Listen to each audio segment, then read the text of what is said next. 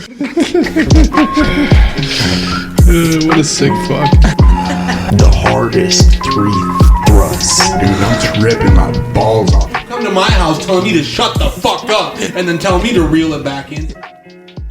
Welcome to Agro Labs Podcast, the worst podcast in the world. And today with me, I got a special treat. I got Tara. And I got the Brad Whiskers Whitaker. What up? Before we get into it, guys, I would like to make a big shout out to the sponsors of the podcast, Dust Bunnies, Roaches. Also, I'd like to thank Tesla for making a new Pi phone so that I can waste more money than I already do on an iPhone. Big shout out to Tesla. I'd also like to shout out Jeff Bezos for making sure my debit account stays in the negatives. Hey. Yep, and keeps this podcast going. You can find us on Redbubble on Agro Labs Fam, and we do have items that are able to be purchased through the interweebs. You can go ahead and get yourself a hoodie, a hat, maybe a nice namesake, a nice picture of photography for your room, or maybe you don't like your room. Maybe you work 10 hours. Maybe you're in an office setting. Show your support for the podcast. Check us out on Redbubble. And what's up, guys? What up? What is up? You know, this is the second time I had Brad on. Mm-hmm. No, almost a year ago. Yeah, and this is the first time you've been on my podcast. And back when I had Brad on, we were still working together. Mm-hmm. And now we're working together again. Yeah. Where are you guys working again? Vito's. Oh, fire. We deliver pizzas. Fire. Yeah. It's I said this in the JD podcast, I already did, but I don't want to go too much into it with him, but I think I can with you guys, because with Brad, there's some understanding. These people I delivered pizzas to are fucking insane. Dude, you really get to see what people live like when you walk up to their house and give them pizza. Yes, this lady one time gave me an extra like $6 to like bring all her Amazon packages in, and this house smelled so bad. She was like, "Thank you, sweetie." Describe the smell. Like if you had several cats, like 10 plus, and then smoked like cigarettes nonstop in that house. It was bad. I knocked on a porch yesterday for one of my deliveries, and the guy opened the door, and he had an oxygen mask around his neck, and then like an oxygen tank that he was hooked up to, and then a surplus of oxygen tanks with a lit cigarette in his hand. Stop it. It's like, wait, here's your piece, I'm out. I'm like, well, this is going to turn to Iraq real fast. Yeah, you see all kinds of, it's weird. My favorite part is it'll be like an order for like, $19.50, and some asshole will hand me a $20 bill and say, keep the change. Yeah. That's a class act right there. Keep the change. Yeah, and once you work there long enough, you like know what address not to take pizzas to. You're like, yeah, I'm not going to that address. See, that's real. Suck. I always am like, I add a fat tip when I place the order so that I know that people are going to fight over it to get it to me as quick as possible. Yeah. They want the good tip. And they will. Yeah. And they will. Theory tested. Boom. Proved. What blows my mind about those people is like they have a smile on their face when they say it. Keep the change. Yeah. I can't take a fucking Tarta bus with 50 cents. No. Well, you can now. But You can? I don't know. I don't know, man. Oh, yeah, that's right. They're free. Yeah. Yeah, that's because no one rides them. Yeah. They need to make them free. Yeah. They're not a good time. Well, I can't say. I haven't rode them in recent history, but in the past, they were not a good time. Listen, I have the worst podcast in the world. Toledo has the worst public transit system in the world. Legit. I once had this guy try to convince me, he was a professional of sorts. He tried to convince me that the TARDIS system was a good system. He would park his car, had a really good job of the professional sort, Like what? Say like a mental health doctor or something. It's just the guy I knew. I don't know if it's a good profession. I don't know if that's a good profession. Good paying profession. A psychologist? Anyone's a psychologist nowadays. Well, dude. I mean, but they don't get paid for it. Okay. So But anyway, he claimed he would park his car and ride the Tarta to save on gas money. He was trying to convince me that it was a good mode of transportation. Is it recently? No, not recently. Okay. That guy is like those celebrities who are telling you to like use clean energy, but they're rolling around in private jets. Yeah, yes. He's like, yeah, no, I don't drive my car to save money, and it's just, you know, he's trying to do a good service to his community, and the Tarta bus is just billowing out heroin smoke. just highly diesel powered fucking crack engine. Love it. Yeah. Crack it. Well, I mean, I'm being serious, you know. I don't know. I haven't had too many good experience. The worst part was one time I rode the bus sick. Okay, I was sick on the Tarta bus. And there was a time in my life where like I had to take a Tarta bus to go cop. That was very hard to work out, by the way, because, you know, you got to like get in line with your drug dealer, and then, you know how they are. Yeah. And I'm sitting there, and I had to take two buses. I'm on the second bus, and some person starts yelling at the bus driver, and ends up the bus driver has to pull over, stop on the Tarta bus. And I mean it's broad daylight. It's like 4 p.m. You know, you got all types of people on that bus. That weird guy you're talking about, me who's a heroin addict, the girl who's fucking, all types of people. 7 kids. Yeah. Yes. And she's screaming at this bus driver. And he's like, you got to get off the bus, okay? And he's being really nice. You got to go. I mean, you can't talk like this. You can't act like this. You got to get off the bus. There's a sign right there that says that we can refuse service to anyone we want. You got to get off the bus. She won't get off the bus. He then calls 911. We then sit there and wait for 911 to get there. We then watch her and the cops argue. So I'm just sitting there, just sick in the back of this fucking Tarta bus, dude. Just like, please arrest her. Please take her away. So I've had a couple good Tarta bus experiences. Mm-hmm. I when I lived in Cleveland, I rode their public transportation quite frequently. It's way different than Toledo. You can get anywhere in the city of Cleveland on their, because they have a train, and then they have actual buses too. So like in a timely fashion, you can get anywhere. I took 2 buses every day to work because I didn't have a car, and I would make it to work in like 25 minutes. And it was literally, if you drove, it would be about 15. So really, it only added like 10 minutes on my drive. That's not bad at all. So, here, Toledo? No. No, I'm telling you, here, Toledo, when I rode the Tarta, when I frequented the Tarta, I actually, I'll let you guys in on a little something. Yeah. I rode my bicycle from the west end of Toledo to the loop downtown because it was faster than waiting for a bus. 100%. Then I would put my bike on the front of the bus and ride to work. So it was like a 2-hour process, one direction. But one time I forgot to get my bike off of the front of it, and the bus driver was just like honking and screaming at me to come back and get my bike, and I was just like, I'm good. Yo, one time I was gonna be late for the bus, and you miss one. I mean, it's not coming for the next hour. And so I'm running, and like the bus starts pulling away, but I reach it in time, and I start slapping the side of the door, and he just keeps driving. And I was so mad, dude. That's so devastating. Mad. Yeah, it was like a Hollywood movie film. Some fat guys just trying to get on this bus and can't do it.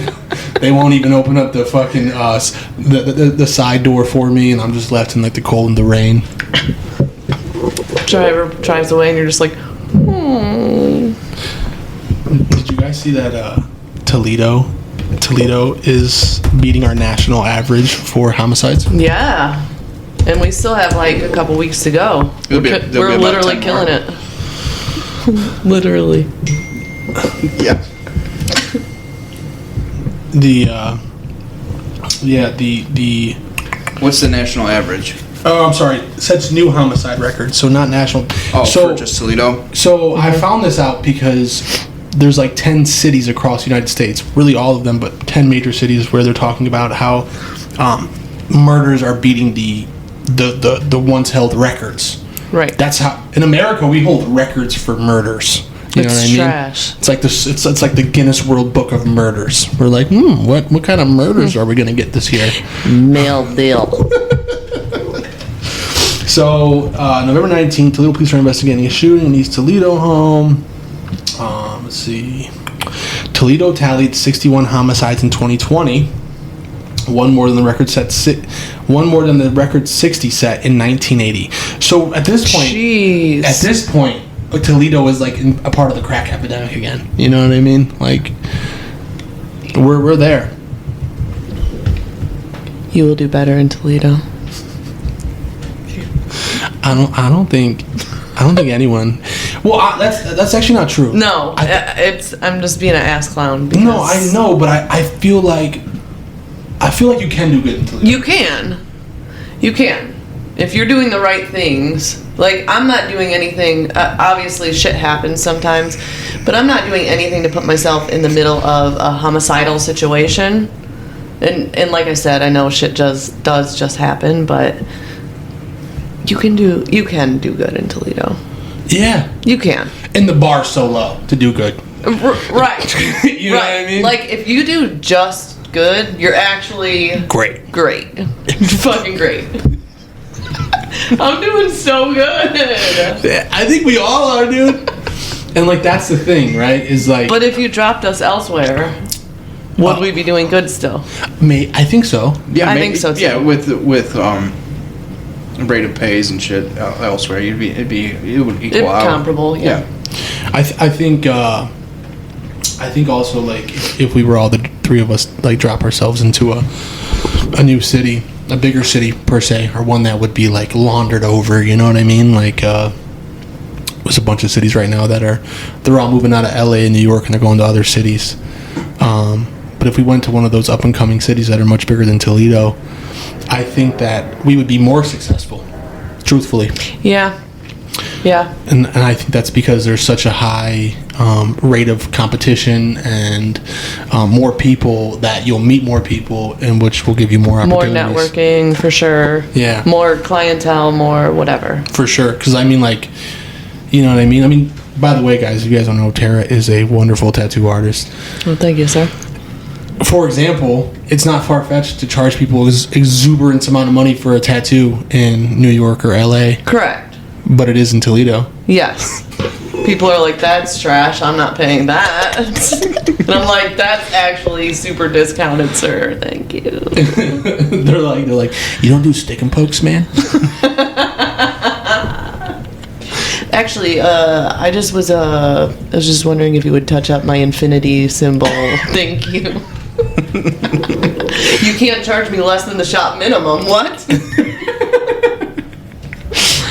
Yeah. What's the tattoo you hate tattooing the most?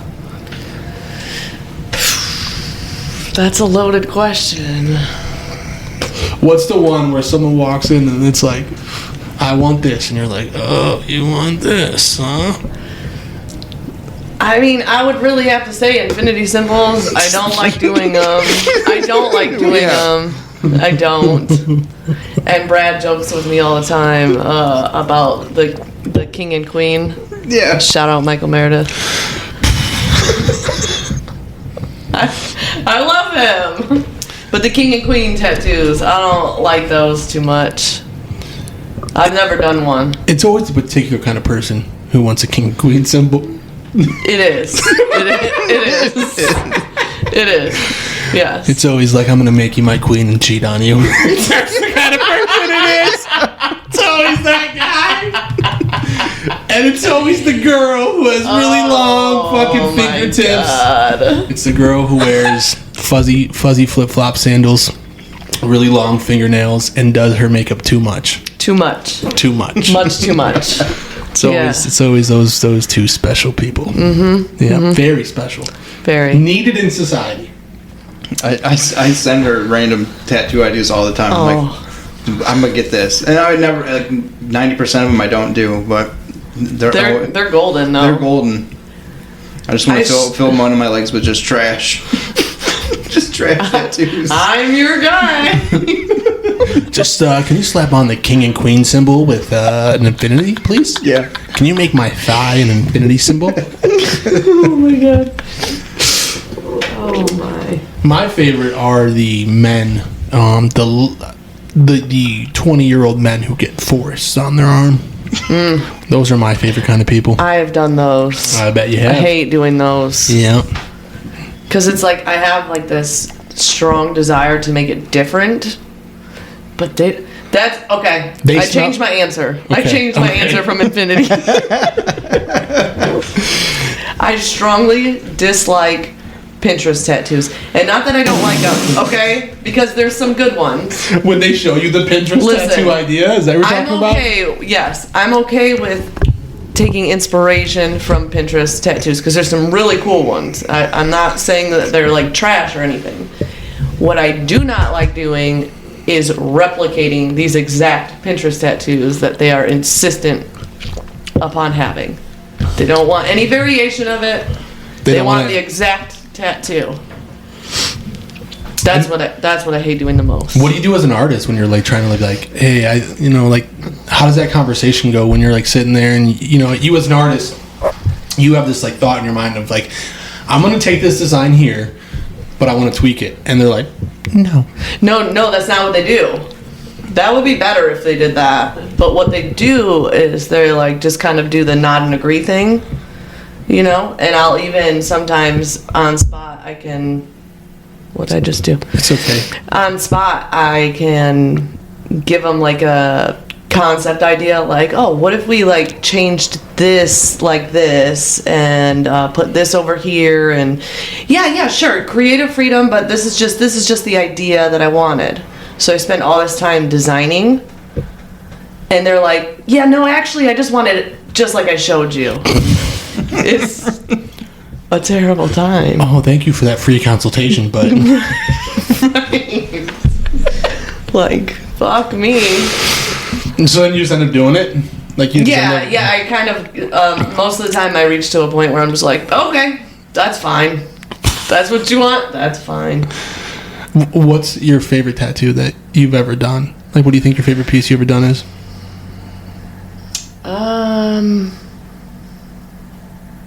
I really like the Mad Hatter on Abby's leg. I did Johnny Depp as the Mad Hatter, and I know it's not perfect, but it was my first attempt at a portrait, and it's mad decent.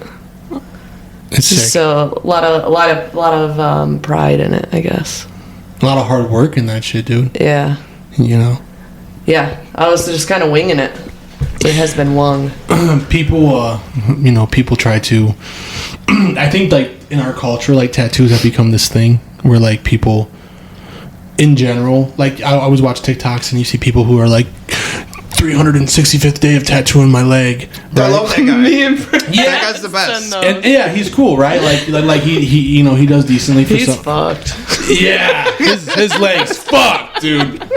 He's so fucked. That's exactly what Brad wants on his leg. Yeah. That's what I want on my leg. Yes. Here's a cheeseburger. Yeah. And so like, but like that's like really commonplace with like everyone. I feel like they can just like get out there and be like a tattoo artist, and it's like, dude, yeah, just because you use drugs, you can't be a tattoo artist. Yeah. Wait, what? It worked for me. No, look, I tried to be a tattoo artist. I gave Tara a tattoo one time. I was just gonna tell him, you should see this thing. It is horrible. I know. I showed you? No, my cat. No, but I've had Jeremy. Oh God! Yeah, he wrecked your. Just ripping into my skin for 4.5 hours, dude. And I'm sitting there. I'm like, dude, it's 4 a.m, bro. Like, I just want to go to bed. Look at this. Okay, guys, she's showing us Brad's tattoo. He dug the fuck in. Oh, that's there. You see that? Yeah, you ain't covering that up. It ain't going nowhere. You ain't covering that up. Well, I would never anyway. It is hobo code for a kind lady lives here, so it's badass. Yeah. But he basically performed scarification on me. Yeah. And not so much tattooing. The line is really bold, though. Yeah, nice. So bold. Yeah. It's a good touch. Yeah. The way you made it controlled bleed out. Yeah, it was good. It was good. I like the whiskers the best. That was the best part of that, the whiskers. Yeah, it was bad. I felt terrible. It hurt really bad. How about those people who are like, tattoos don't hurt? I hate it. And it's like, shut up, man. I hate it. They hurt. They hurt really bad. They do hurt. Yeah. It's really bad. Like, there's a few spots in my life where it's like, it doesn't hurt. But there's some that it fucking hurts. Can we talk for a second about this? Yeah. Brad, for those that don't know, we blacked out almost his whole lower leg. And it's sick, dude. I don't even know how. There was points where I was hurting watching it happen, and I was doing it. And I could tell points where it was getting to him, but like, hurt. Yeah. but you just like, I don't know how you did that. That was intense as fuck. Yeah. Well, the worst was the next like 2-3 days. My legs swelled up. It looked like I don't even know. I couldn't even put a sock on. My foot was so swollen. You were wearing some no-shows? I literally had a week off of work and was like, thank God I took a week off of work. Really? You took the whole... In preparation for it? No, I just planned it out that way. Dude, that's gnarly, because, like, I've had things on, like, my upper thigh done before, and I had Jeremy etch into my skin for 4 hours. But she went and she's doing a Tony Soprano portrait on me, which I'm super excited about. And she, like, was doing, like, right by my ankle bone. Mm-hmm. And like, no matter how hard I did not want to move, my foot would just twitch when she would go to lay in. Involuntarily. Yeah, my foot would just twitch as soon as she went to lay in, and I would feel so bad. It happens. I know, but I felt bad. I'm just sitting there, I'm just like kicking her in her face. But yeah. She's smelling my stinky feet for 6 hours, and the best I got for her is just a kick in the jaw. Yeah, dude. No, it's. I don't listen when people say that. It's always the people who have like the one Pinterest tattoo on the wrist. You know what I mean? They're like, this didn't hurt. It's like, it's one line. Right. It's a line and an arrow. I was gonna say, it's an arrow. It's literally an arrow. Of course, it didn't hurt. It still probably hurt a little bit. Grow up. Those that say it didn't hurt are extremely emotionally damaged. Yeah. Okay. Yeah, I don't know about that. I do. I think the people who fucking are like, yeah, let's give me a full body suit of paint. Those are the real damaged, scarred people. You know? Yeah. They're very. I think the guys who are like, hey, my leg that's the hue's white, make it black. Yeah. She goes after she goes, did you work out everything you needed to work out? I was like, yep, I'm good. I'm good. Mommy? Mommy? Yeah, dude, for sure, man. I like the after a tattoo, like the adrenaline you get from after the tattoo. Oh, you feel invincible. Yeah, and then like you're like, whatever you're focused on in your life after a like whatever before the tattoo you were focused on, afterwards, you're focused on that tattoo, and like looking at that tattoo and wow, look at this new tattoo I got. And it like whether it's a little fake. I mean, like when I got this hand tattoo, I was just the whole time just focused on my hand. I wasn't thinking about my shitty credit score, right? And my life being in ruins, and living in a studio apartment with Curtis. Shout out Curtis. I wonder if he's still smoking crack. But on the Tarta. Yeah.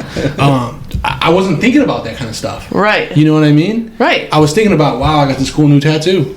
For sure. You know what it's akin to for me?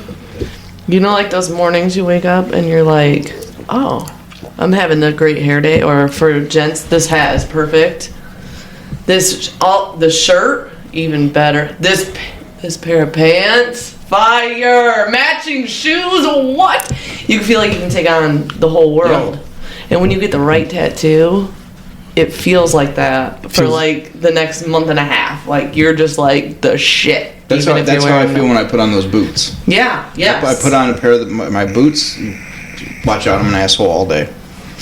Really? He gets very spicy. Those Thursday boots? Yeah. Shout out to Thursday boots. I actually would love to do a collaboration with Thursday boots. I'm in love with them. I'm just poor. They're not even that expensive. I don't want to toss $200 into a pair of boots right now. But I'm going to. So shout out to Thursday Boots. Sponsor the podcast. We need all the help we can get. But yeah, dude, that's what it really comes down to with that is like when you get that like nice tattoo or those nice boots or whatever, it feels like you. Like it's an extension of you. Yeah. You know what I mean? Yeah, definitely. When I got my first robe, last winter, bro, I was walking around here landing a schwang. Dude, when we FaceTimed a couple weeks ago, was it a couple weeks ago? Yeah. It was after we did the first session on your Soprano, Yeah. Of which Tony Soprano is wearing his robe in the morning. Mm-hmm. So I FaceTime Cam in the evening, and he's wearing this robe, and I was like, oh, it makes sense. You like totally had the Tony Soprano persona all about you wearing that robe in your home. Yeah, and that's a man I look up to. Like literally, like his character, like, and I look up to him, and that's weird to say. I look up to. Well, it's not. But He took care of his family. He took care of his family. He was a decent man. He killed a couple of people, but Middle deal. At the end of the day, he liked ducks, and orange juice. Like, come on, he loved his ducks and the gabagool, huh? But and like that's the thing is like.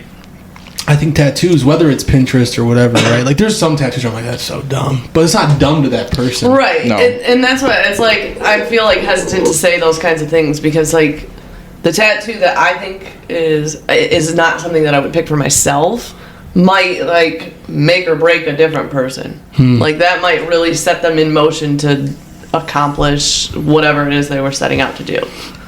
Yeah. I tried to remind myself of that. It's just hard.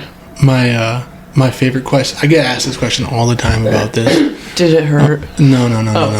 Well, that too, but I always say no, not at all, no. But they go, "What'd you get that for?" And I have literally in a public place like Walmart been like, "'Cause I worship Satan." Fire. I worship the devil, just to see what the other person will say.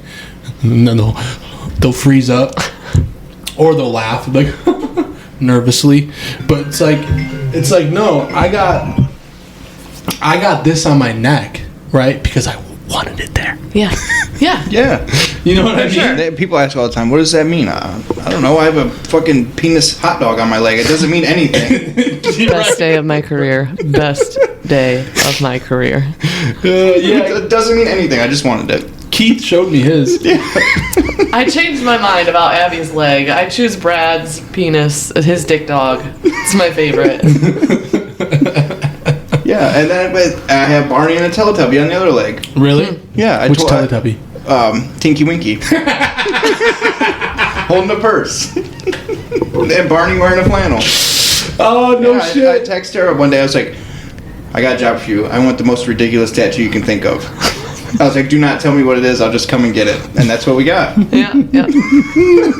Barney wearing a flannel, dog. Yeah, it's got Brad's suit on. Red flannel shirt. It's a red. Yeah. Yes. Okay. For sure. That is fucking wild, dude. I also think like it's really cool to see how tattoos have changed from like, okay, I'm not gonna lie. So she bought my fiance bought a tattoo machine. Mm-hmm. Okay, we bought a tattoo machine because she, in her mind, thought she was gonna be able to black out her own arm. Yeah, I talked to her about this the other day, actually. Yeah, and we went. It was so crazy. This old guy in this shop we went to get it was like, he was showing us all of his ink and stuff, but he kept showing us tattoos, and he's like, "These are original. This is how tattooing. This is classic tattoo. These are what classic tattoo lines are." And he's showing us his whole portfolio, and it's dog shit. It's dog shit work. And he's like, "Look at Puff the Magic Dragon from 40 years ago," and he shows me his arm, and I'm like, "What is that thing?" You know what I mean? I'm like, "What are you talking about, man?" Like, he's like, dude, he doesn't realize it. I'm sitting there, and I'm like, "That is dog shit." You know? It's just different now. And it's so amazing to see the progression of tattoo from when this guy started tattooing, years ago, right, to now, where you got something like you have on your arm, a fucking Adam Sandler, right? Portrait, and it looks like it's literally coming out of the TV screen. Right. It's fucking insane. The ability that is out there now. It's a true art form at this point. It's not just like trash on the street getting tattoos, criminals getting tattoos. It's a real art. I love it. 100% it is. And then, like, if you can make money off of that nowadays too, you know what I mean, where you can feed your family and be a successful business owner, it's even better, man. Like, yeah. This started from people's kitchens and, right. You know what I mean? Well, bars. If you remember, I believe I tattooed you in my dining room before. Yep. Doing everything by hand. Like, I didn't have dick, really. I don't even know if I had my stencil printer at that point. You did, but I remember I forced you. Because we didn't have enough time for the stencil, I forced you to freehand it. I was like, freehand 8 that shit. a.m. I was like, freehand that motherfucker. You were like, I'm going to be there in an hour. And I was like, fuck you. Okay. I was like, freehand that motherfucker, dude. I was like, do it. Just do it. Was that the poppy or the bottle? That was That was the bottle. That was the bottle. That was the bottle. Yeah, that was a bottle. That was a bottle, and it turned out well. Yeah, it turned out really well. I love it. I'm gonna put. It's got my handwriting on it also. Yes. Yep. One is too many, and the thousands in your butt. Thousands in your butt. Butt scientist. What? Yeah. No. It's just really cool to see. Like, I mean, because I did a little bit of research before the podcast, but to see the history of tattoos, because tattoos have been around for, I mean, thousands of years. People were tattooing themselves long before people even realized. It didn't look the same. It wasn't like for creativity, probably, but I really dig the old I really dig old Russian tattoos. I don't know why. That checks out. For some reason, that checks out. I'm so into them, dude. I love looking at old Russian gangsters in their Russian cathedral tattoos and skulls. But look at this. I mean, even like Native Americans or indigenous people from all over the place would wear like face paint. You know, they wear face paint and body paint. The Vikings did it. The Norsemen did it. The Celts did it. So it's like, it's so weird how we have these kind of stuff dating back for thousands of years. But now, like, I'd say probably since like the 80s, up until now, tattoos were looked down upon. Until somebody on one fateful day got the Tasmanian devil tattooed on the back of their calf. What's that? The Tasmanian devil? What are you talking about, though? Like, what do you mean? Who did it? I don't know. To me... Let's do it. Are we doing it? Do we do it? If you have the Tasmanian devil tattooed on you, like with the tornado, you know who that is, right? I know you're younger than us. The Looney Tunes. It's a sure sign that you've at least dabbled in the white trash lifestyle. You know? Or put the barbed wire tattoo around your arm. Oh, yeah. Jan's got that. We're covering it soon. Yeah. the barbed wire armband. The I've been to prison before tattoo. Yeah. You know what? I'm gonna bring it back. I think I'm gonna get a barbed wire on my own. No, I would do a Taz like. Yeah, I know you would. I would. You can put it on your trash leg. Yeah. You know, I think it would be pretty cool to do barbed wire around my wrist. Let's do it. Yeah, barbed wire around the wrist, but not like the armband barbed wire. You know what I mean? Should get it around your neck like a choker. Oh, that's too much. Listen, come on. Listen, I was in the hospital. Remember when I was in the hospital? Yeah. Yes, I do. Okay. My mom told me the first thing the doctor asked my mom when meeting my mother was, "Is he in a gang?" Because of my tattoos. He looked at my tattoos. He said, "Is he in a gang?" That's what he asked my mother on my, possible deathbed. He was like... Did she say yes. No, she was like, no, he likes tattoos. I don't know what she said. Something That's moderately. insane that people still view it that way. It really is. Yeah. And then here's another thing, right? As a guy with tattoos, I judge people who don't have tattoos now. I'm like, what do you mean you don't have tattoos? I harass people that don't have them. Yeah. I'm like, and then they'll say the same thing, which kind of makes me have even like lower self-esteem. They'll say, I ain't got to put a bumper sticker on a Lamborghini. And What's the line, Brad? What? No, Dude, you're not a Lamborghini. You're what? a Honda Civic. No, you're a Corolla. Oh yes, I definitely am a Corolla. I've had three Toyota Corollas in my life now. Really? Best cars ever. Yeah, I bought a brand new one. That's what I drive now. Yeah.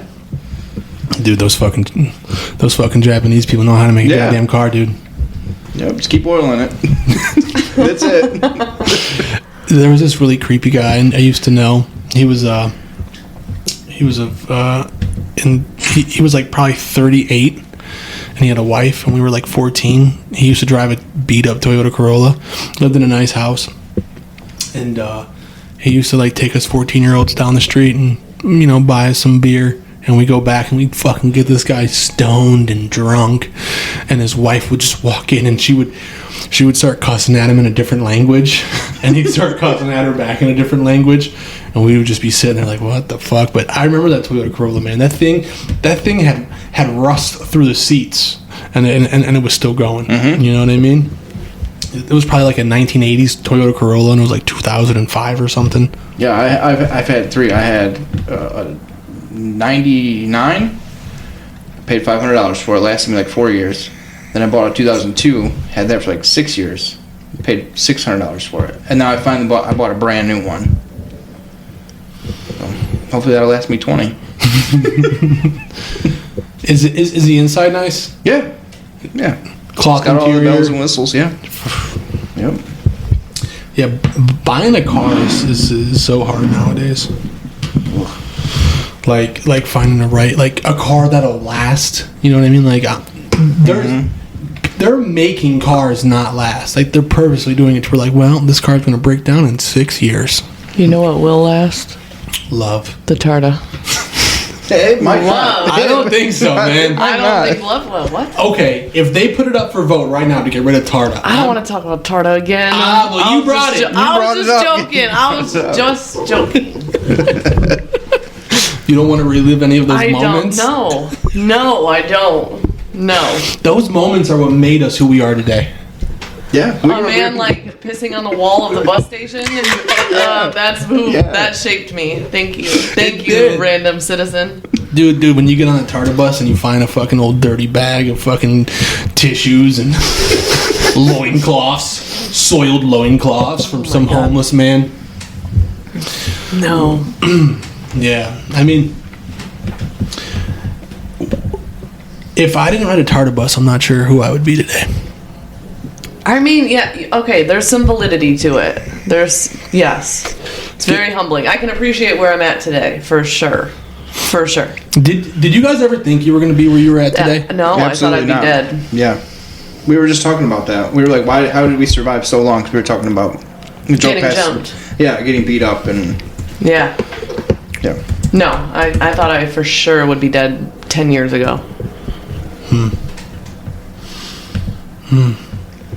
Hence me now like, oh shit, I didn't plan for this because didn't think I'd be here to have to deal with it.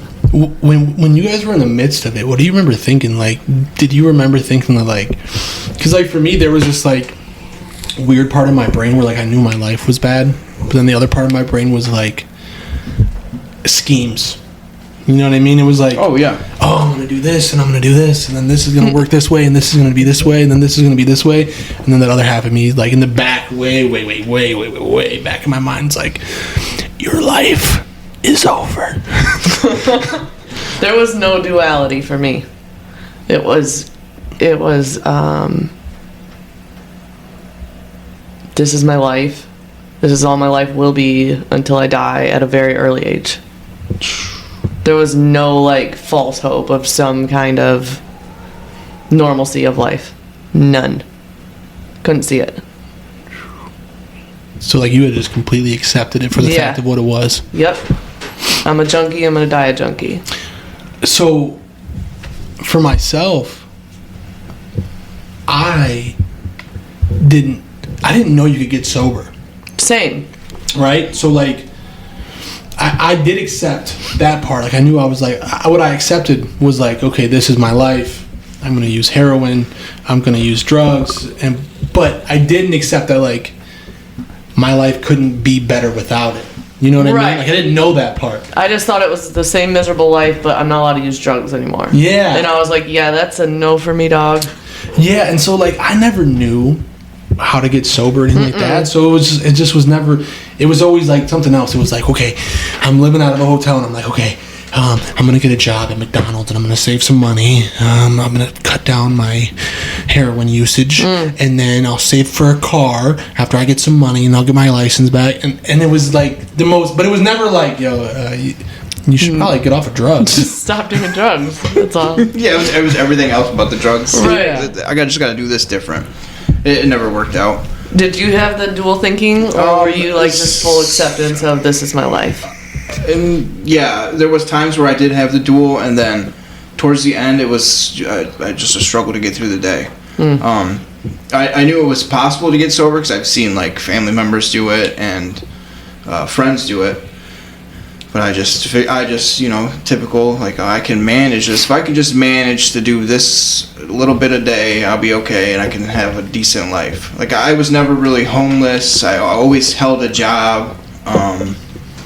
Overachiever. Yeah, I did. I didn't have it that bad. I just miserable. Just miserable, mentally and physically. Yeah. Right.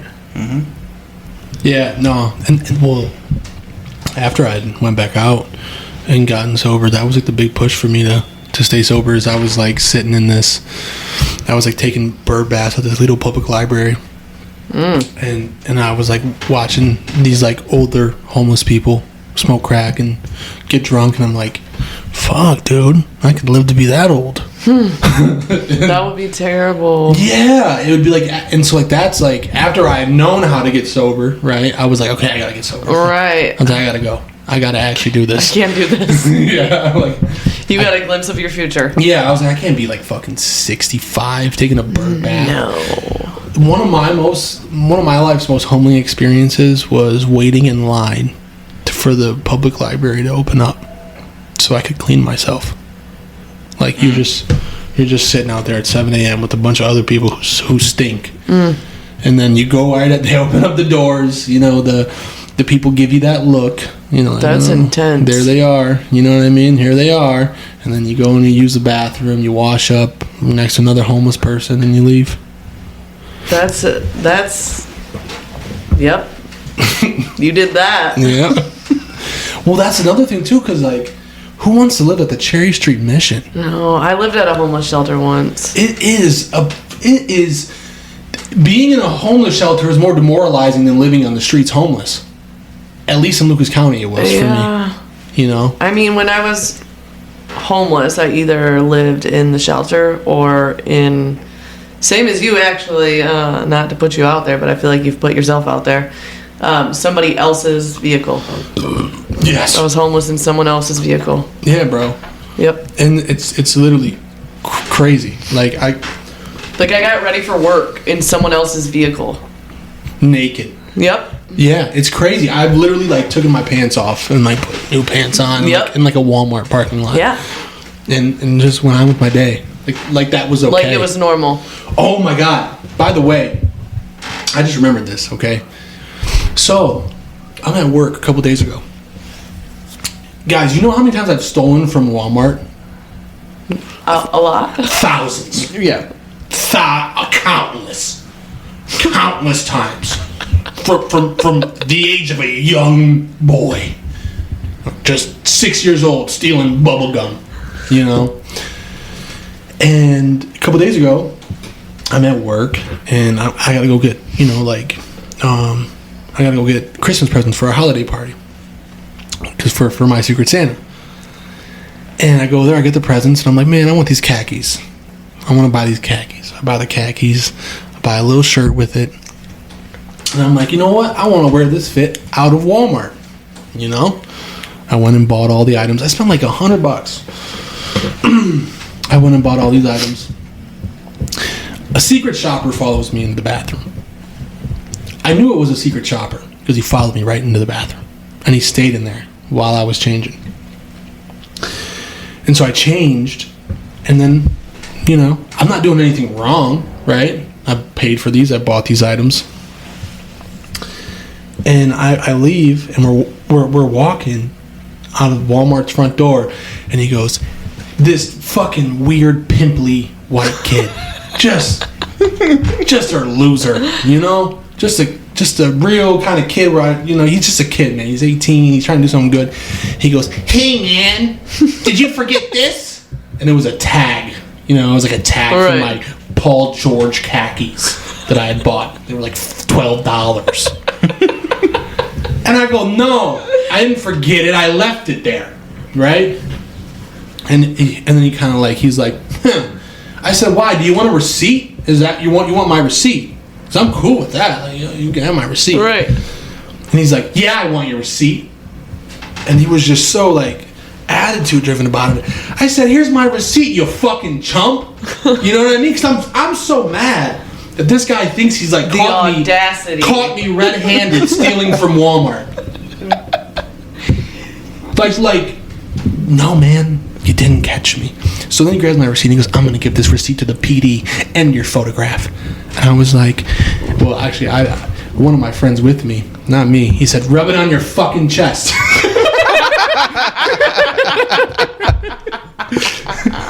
One of my buddy with me said, yeah, take that receipt and rub it on your fucking chest. But like, I was just so blown away that this guy like thought like I would be stupid enough to not buy the items, change into the items, and walk out with them. You know what I mean? Like, I don't know. Maybe coronavirus has made the world go crazy, but I know how to steal from Walmart. Yeah, it wouldn't be that way. Yeah, it just wouldn't. What the fuck? You should have just told him, like, buddy, you're about a handful of years too late. You would have caught me, but... Well, like, that's the thing is, like, he was so snide. Yeah. You know what I mean? He was, like, so snide that, like, he had, like, caught me doing something wrong, and it's, like... He was gonna get an attaboy. Right. Yeah. Like, dude, they pay you... He just wanted an attaboy. Yeah, he's making $13.50. Yeah. Bro, they pay you $13.50, bro. I know some crackheads who will shoot you if you stop them. Yeah. No, I think that would be a fun job, but not for the money. Yeah, for sure. No. It'd be interesting. Yeah, it would be interesting to be a secret shopper or like a loss prevention, God. but... Brad, you would totally be great at playing the role of it, but you would do a terrible job. You'd be like, all right, Yeah, go ahead. I don't fucking care. I don't care. Take it. Grab a TV on your way out. My uncle actually, he used to own the Wendy's in the area, and he would have me be the secret shopper for the Wendy's, and I'd eat free Wendy's all the time. But I was real good at playing that role, and I would just like go through the drive-thru or go inside and buy whatever, and he'd reimburse me, and I get paid like a little bit on the side for doing it. The best thing ever. Nice. I recommend being a secret shopper if you can get paid and you want some extra money. It's easy. A lot of spicy nugs, dude. Mm-hmm. A lot of junior bacon cheeses. I love the junior bacon cheese. Yeah, you wanted to do like because they were like doing like a thing where they had to make sure like they were doing like a promotion where you had like the people had to ask you, taste your fries, are they hot and salty or blah blah blah. So I had to like make sure they said it, and if they didn't say it, I would like report back to them. Hot and salty. Hot and salty. Swear to this was like 2014. Wow. Okay, Wendy's. Mm-hmm. Hot and salty. Hot and salty. Listen, my dick got hard just then. Yeah. Hot and salty. Hot and salty.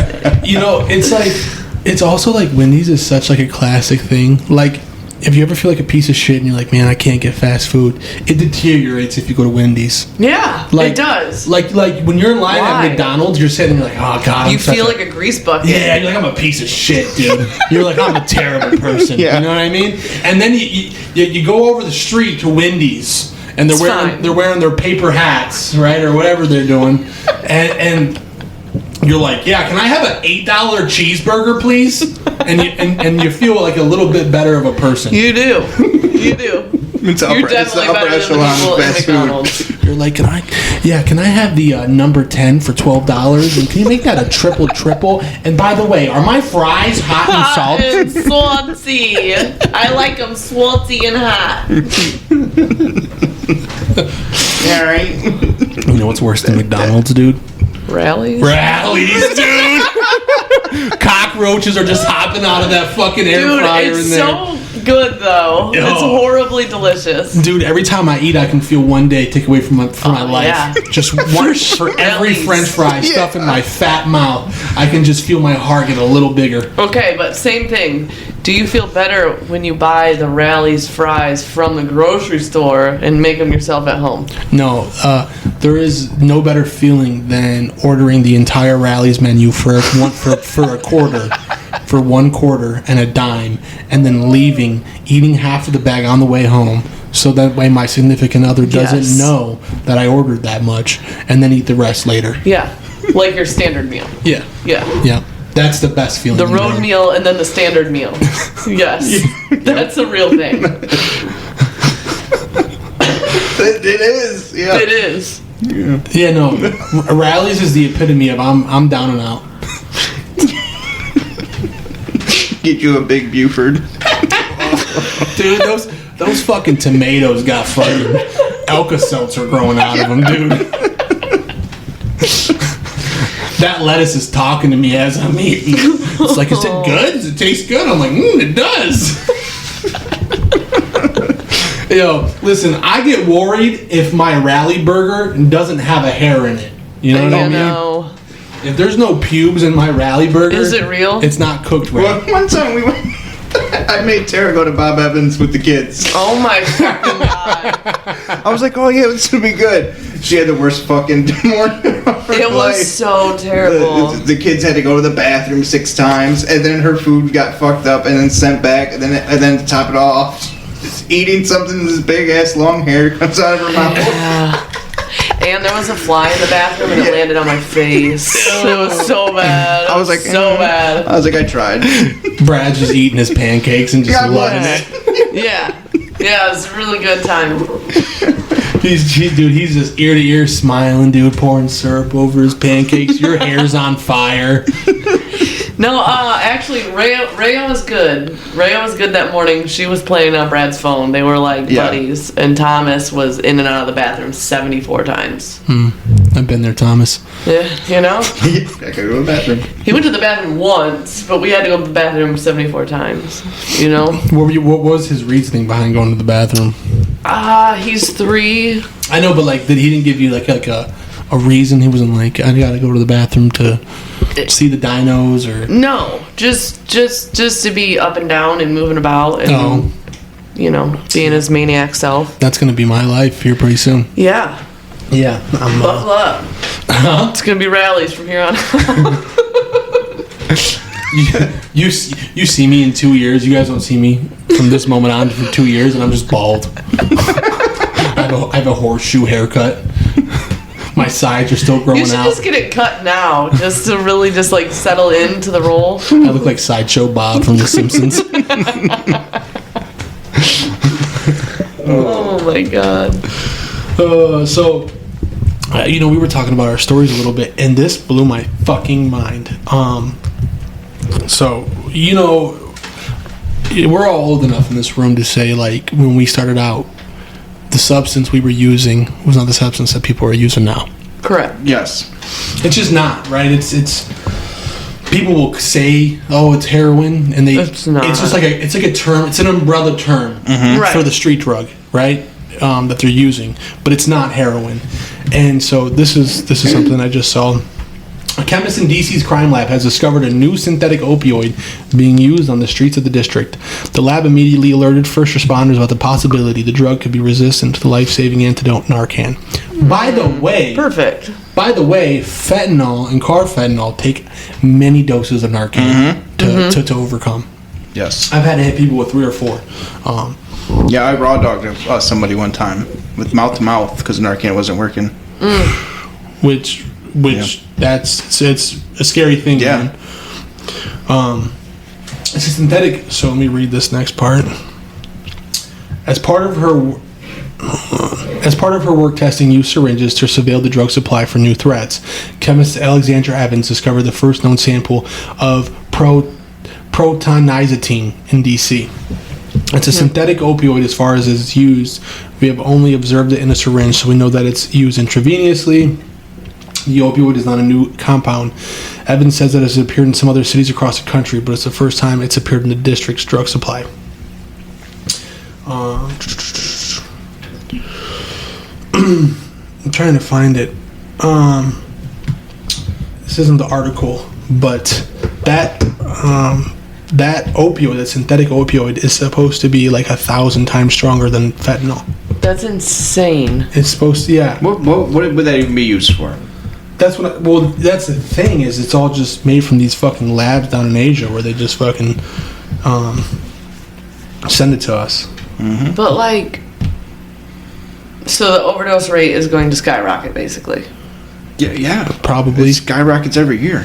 Well, but I mean, like, if it's something deadly, if you can't use Narcan against it, right? You're basically fucked. You take the wrong dose, you're fucked. Here's the craziest thing, though. Right? Here's the craziest thing, though. Is like, even with these like people who use fentanyl and carfentanil, once they start using it regularly, it doesn't kill them. Right. It doesn't. They just get normalized, which is like regular heroin. So like, the scary part is when someone gets slipped. I don't even know how to say this fucking word. Protonazatine. I feel like I'm fucking dyslexic. I appreciate your enunciation there. I mean, that's when you'll see people overdose is when they're actively using, and then that gets slipped into their they get slipped when they're into their cutting bag. stuff with it. Yeah. Anyways, it's literally insane because there was 93,000 deaths from opioids last year. How many? 93,000 in America. In the United States of America in 2020, 93,000 overdose deaths. That was probably a lot higher than the year prior. Can you look up the year prior? Yeah, I can. Just because of quarantine. People were bored, people were getting free money. I think it was around 60,000. Yeah, okay. That sounds about right. In 2019, 70,630 drug overdose deaths occurred in the United States for an age-adjusted rate of 21.6 per 100,000 standard population. So it went up by 20-some thousand cases. Let's see, 2020 overdose rates. And this is the fucking scary part, is that when they track overdose rates in America, they only track opiate-related overdoses. So they only opiate? They don't track that statistic I pulled up. That not included in that statistic is alcohol, Xanax, cocaine. It's strictly opiate-related substances. Wow. Jesus. I didn't realize that. Here's 2020. U.S. overdose deaths hit record 93,000 in 2020. All right. So in 1 year, you've seen an uptake of 23,000 people. That's insane. I mean, it makes sense, but... Sheesh. Yeah. No, man, and I don't see this. I don't see the trend stopping.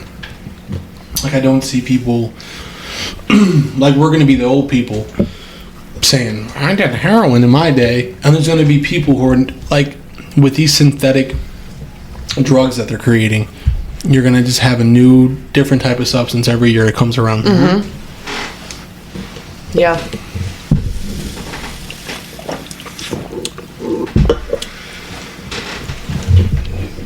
I think, hold on, let me, total overdose rates in United States since 2000. You type so vigorously.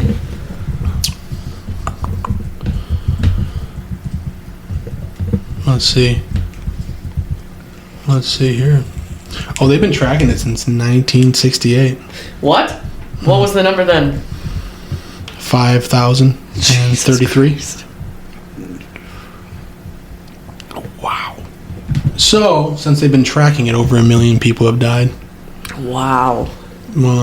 But you really start to see a big uptake in 2000 till now. It goes from 17,000, and then you go down to 6 years later, it goes to 34. And then 4 years later, 2012, 2013, you're in the 40,000 annually. Mm-hmm. And then up to 15 and 16, it hits 50,000, and 63, then 70, and stays there. That's so crazy. Wow, I'm looking right now. Basically, the most overdose deaths are coming from the Midwest. Yeah, that sounds right. Well, Baltimore's included in that, right? Yeah. Yep. And they're like the heroin capital of the country. Yeah, it is literally like, if you look at this map right here, it's right there. The whole entire. Good job. Midwest. We're doing great for homicides. We're doing great for overdoses. Move on out to the Midwest. It's a real nice place to raise your family. We have hot and salty fries. There's lots of rallies and cheap housing. Come on down. Oh my God. Well, that's the thing though, can you guys remember why you started using drugs? The first time I ever took an opiate, I got it from a friend's mom. Like you stole it, or she gave it to you? She gave it to us. And I didn't even smoke a cigarette till I was 21 years old.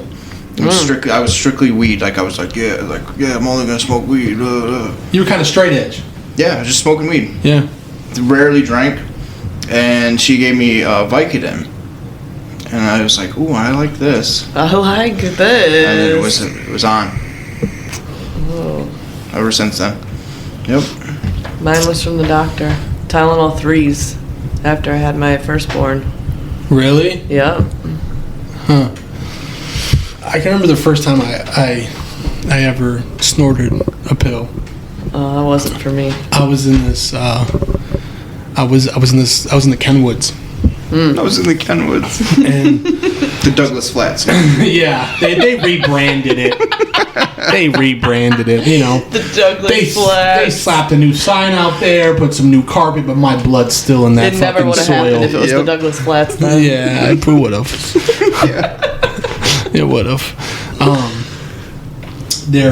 I remember going to do it, and there was a girl who was there, and it's like a 2-bedroom apartment, and she just stuck her head out her door, and she was like, "That's gonna fuck up your life." And I was like, whatever. But there's my warning. She was right. She was so right, dude. But that was my warning, you know what I mean? That was the universe coming in my life telling me yo, don't do this shit, dude. You know? But and you were like, fat chance. You were like, I need a bigger. I'm like, I need a bigger warning. I'm not sure that was a sign meant for me. Yeah, I need a bigger burning bush.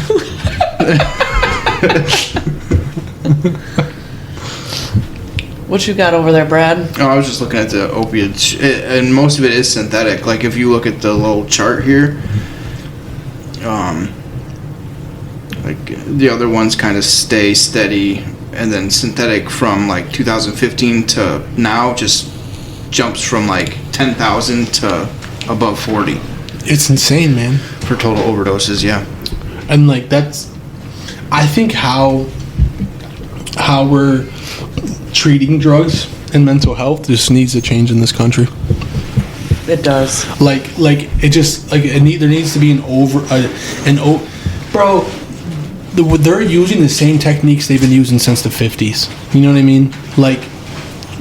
We got to figure out a way for there to be something different. You know.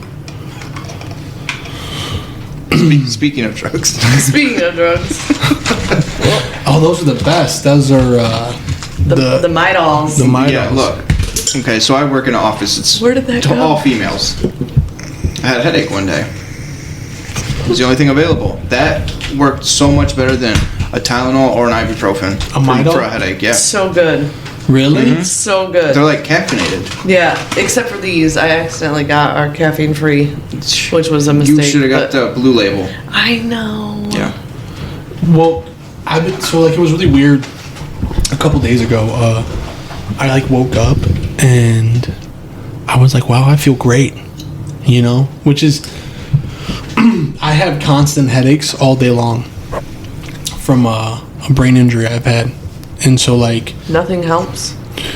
It's it's so hard to explain, like, because, like, there's really bad times where there's, like, really bad headaches. Yeah. But every day... It's just constant. Is a dull headache, right? That's terrible. That, like, I just gotta live with, kind of. Like, I don't complain about it, but it's there. You know what I mean? Despite what I do. I don't want to sound like... Go ahead. So... Because I'm uneducated in brain injuries, head injuries, or whatever they're called. The Dave piercing is really good for migraines. It's like a pressure point. Have you ever thought of trying, if maybe that might do something? I don't know. I don't know what your headaches are like, but That's it's a super pressure interesting. point. And I got it done in the middle of a migraine, and it was like, No like it wasn't gone completely, but the pressure lifted to a functioning level. So that's a good way to explain it. I have pressure all the time. I don't always have a bad headache. That's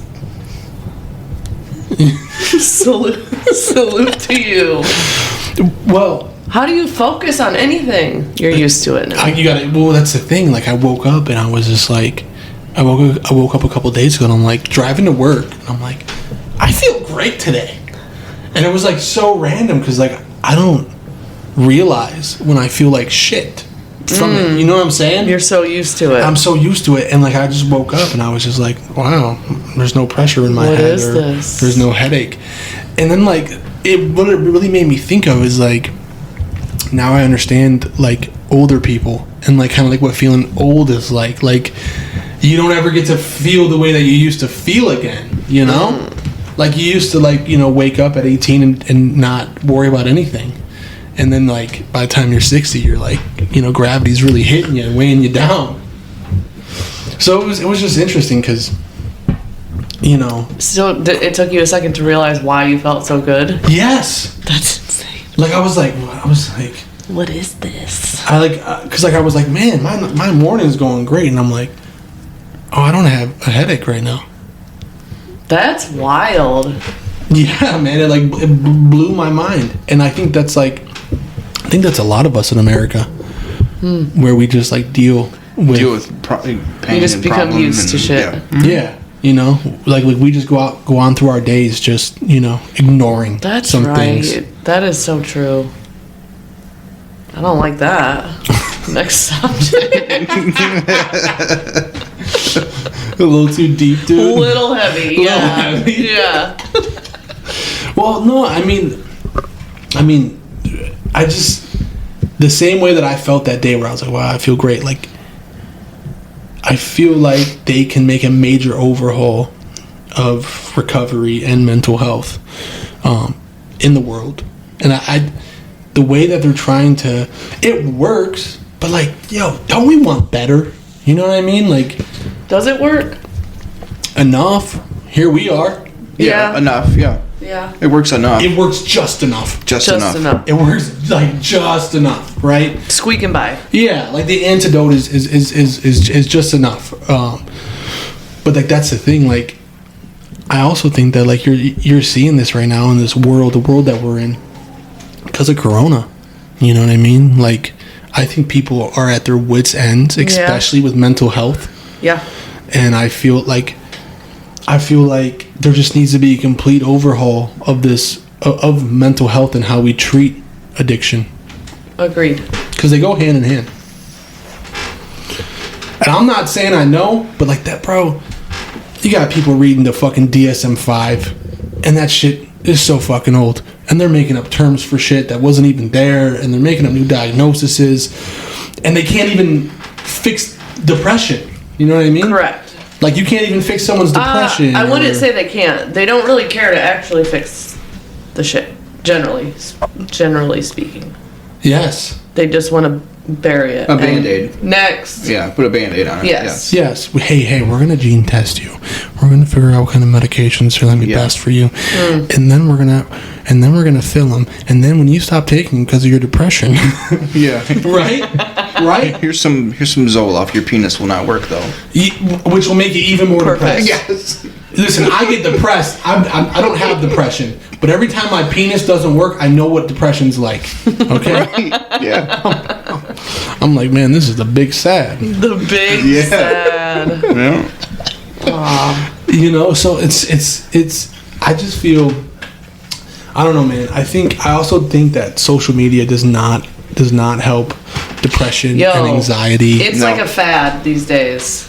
Yep. Well, that too. It is. It's sickening. Yes. Bro. You can't have an actual, okay, I have an anxiety issue. Like an actual, and it's like I can't even say I'm having bad anxiety right now without, people don't take that as anything anymore because everybody has anxiety and, you know what I'm saying? Yeah. It's just, it's like a trend.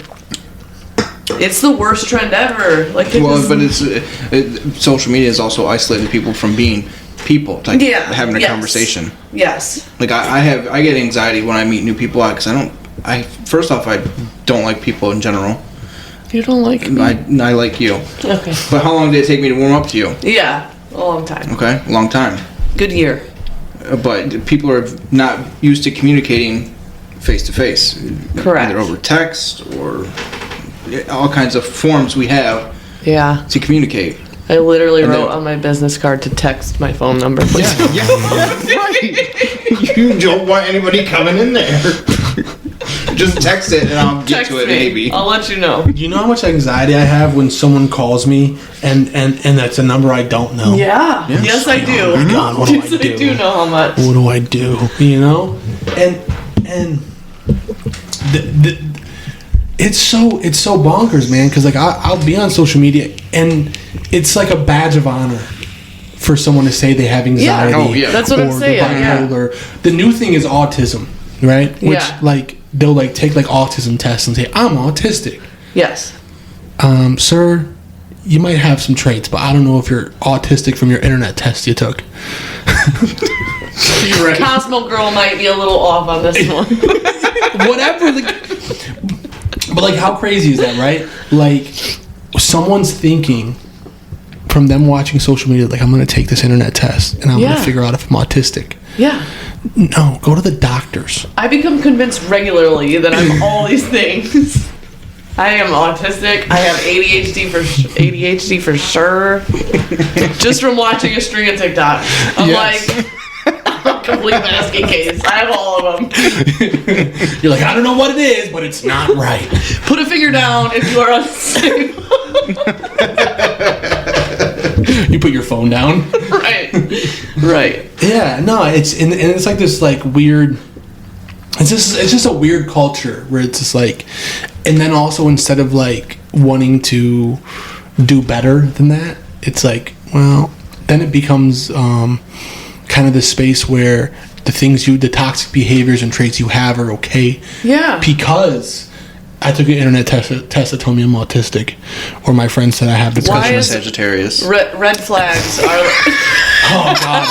Oh, that's probably not wrong. I bought this. That one's right. I bought this Moldavite, and my life went to shit because of the Moldavite. No, Karen, your life went to shit because you married a cheating bastard. It's not because you bought a fucking rock. Right. But also, it's very intriguing. and then you got we have some technical difficulties, but welcome back to the worst podcast in the world. This is going to happen at the worst podcast in the world. Okay, I mean this. Listen, this is no fucking fancy thing, dude. I'm literally in my garage. It's like that '70s show. The only difference is we don't have a blunt.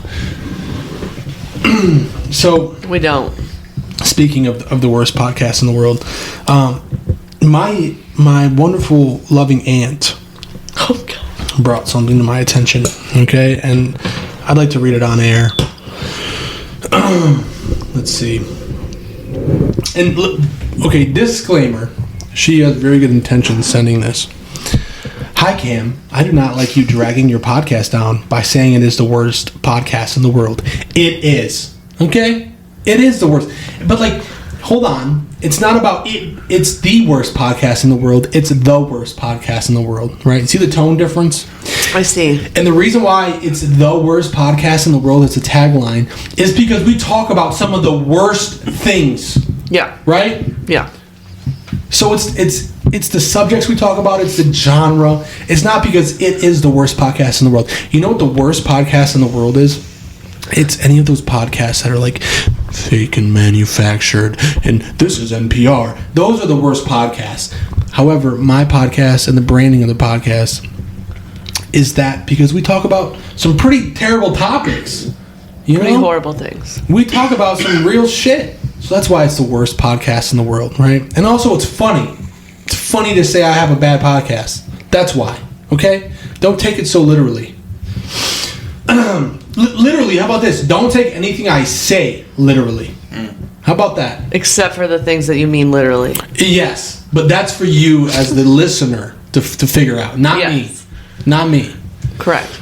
I have listened to it. I listen to all kinds of podcasts.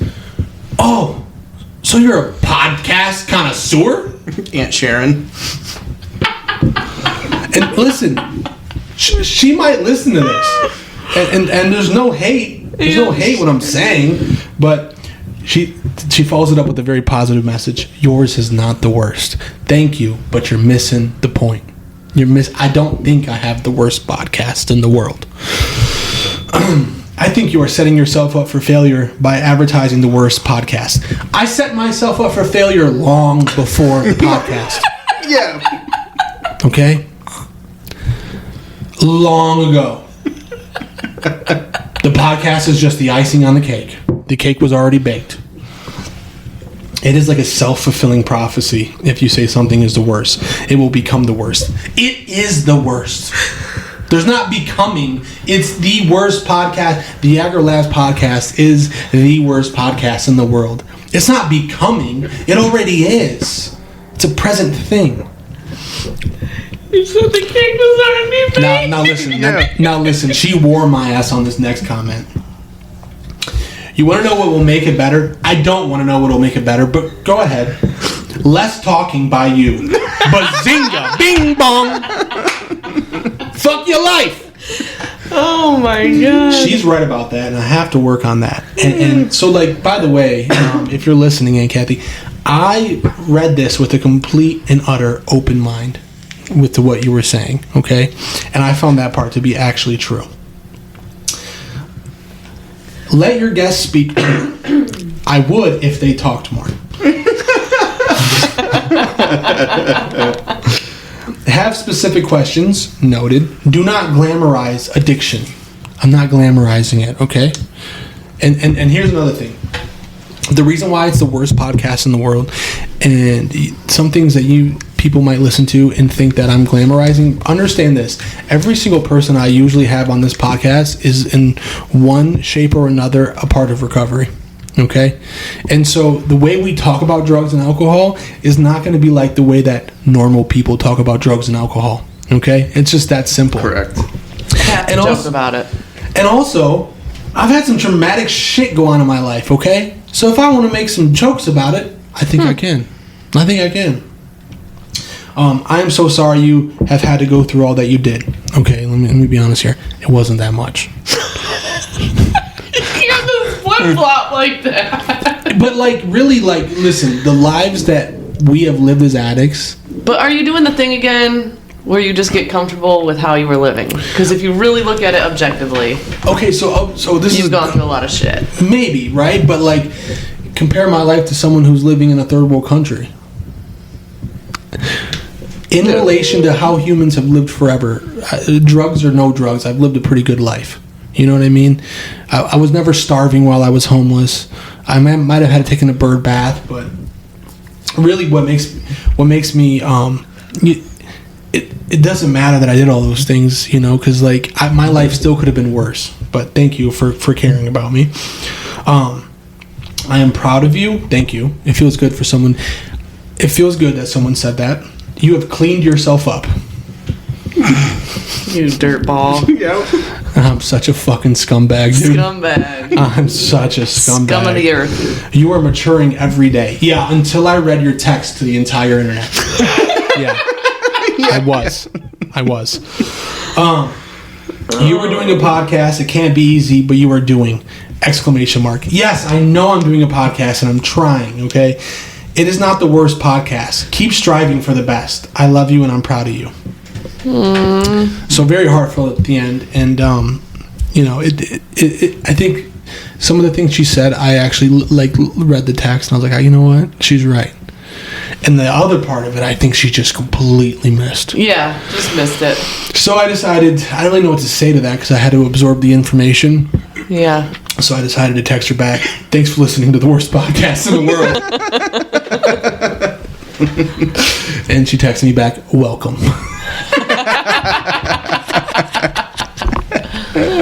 That's excellent. Yeah. So, listen. I don't want anyone to listen to my content and be confused. Okay.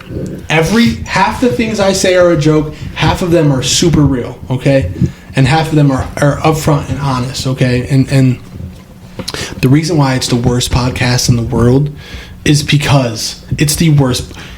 The whole point of this is to talk about things that I don't think people want to talk about or share or say. Okay? So a lot of the stuff that we talk about, if you're a normal person listening to this, you might not understand. The idea and the objective is to give you some new perspective on some of these things that you might not understand or know about, or maybe look at things in a different lens. So, with that being said, I'd like to give a shout out to my one of my sponsors. Been a sponsor of the podcast before we had a podcast. Let's give a big round of applause to Purdue Pharmaceuticals. Hey, Woo, Purdue coming in clutch for the podcast. Yeah. You can get Purdue and any of their chemicals from any doctor as long as you're in Ohio or Florida. Purdue is known for causing great stability in lives as long as the medication given is continuously prescribed. They're also well loved throughout the entire country. Again, let's give a big shout out to the podcast big sponsor, Purdue Pharmaceuticals. Thanks for having us here today, Purdue. Yes, thank you. What were we talking about before that technical difficulty happened? Anyone know? People blaming their behavior on a mental illness. Oh, yeah. Yeah. No, that's Not guilty. We're just a little sad today. I'm sorry.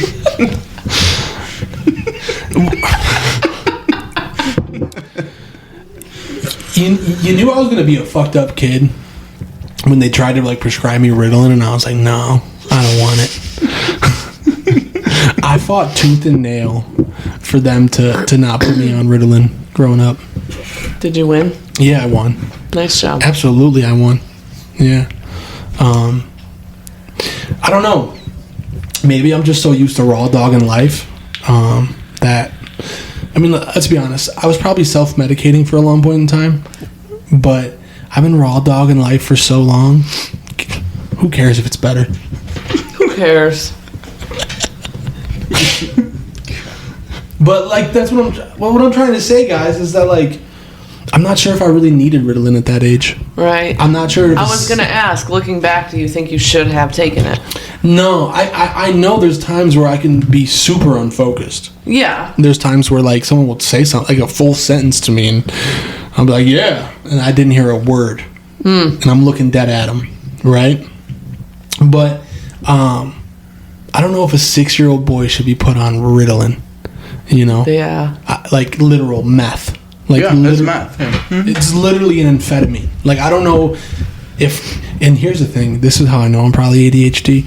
When I use uppers, I get really chill.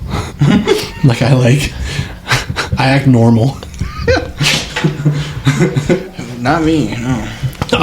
Nope. Mm-hmm. Nope.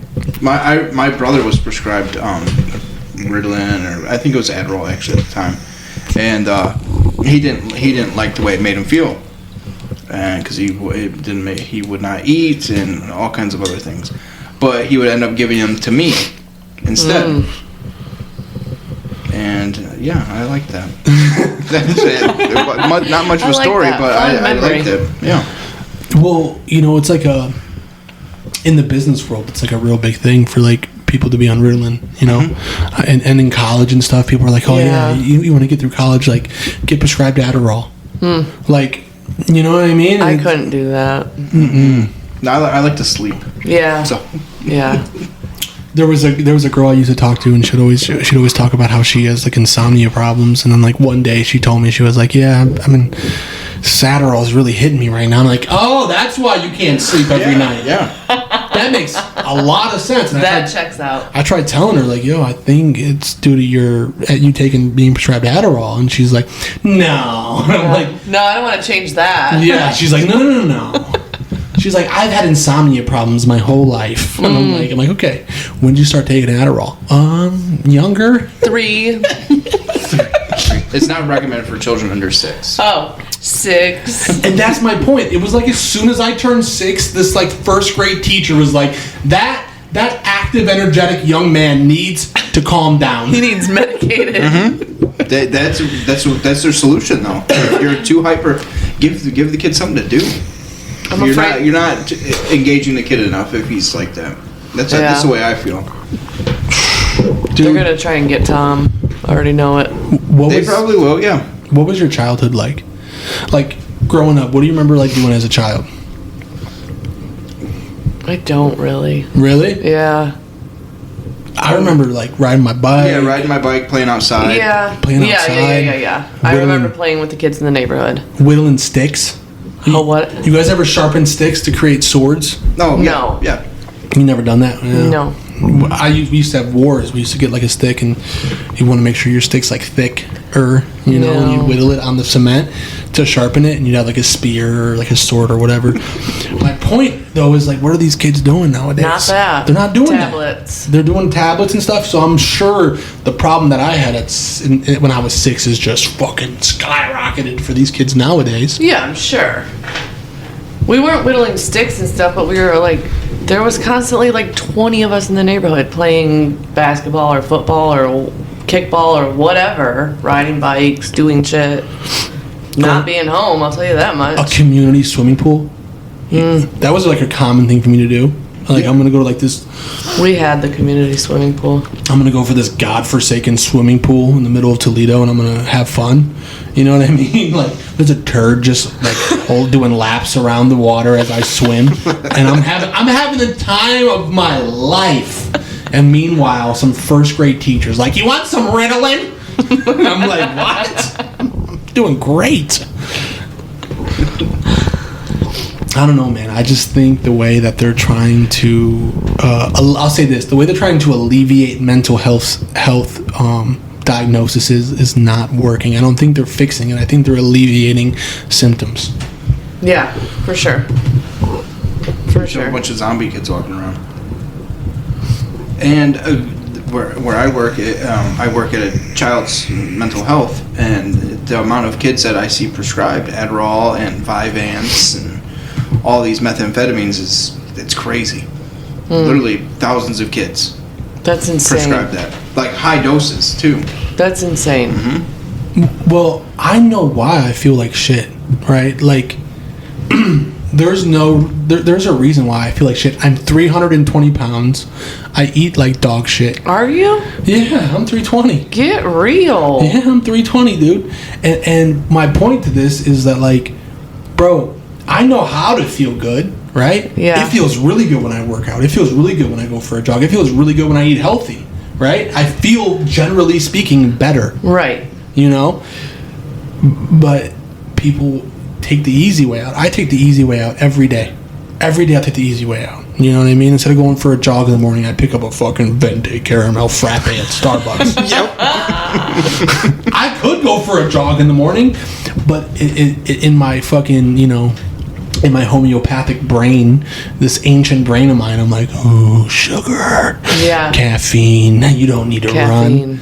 So I think we're like really like getting away from our roots.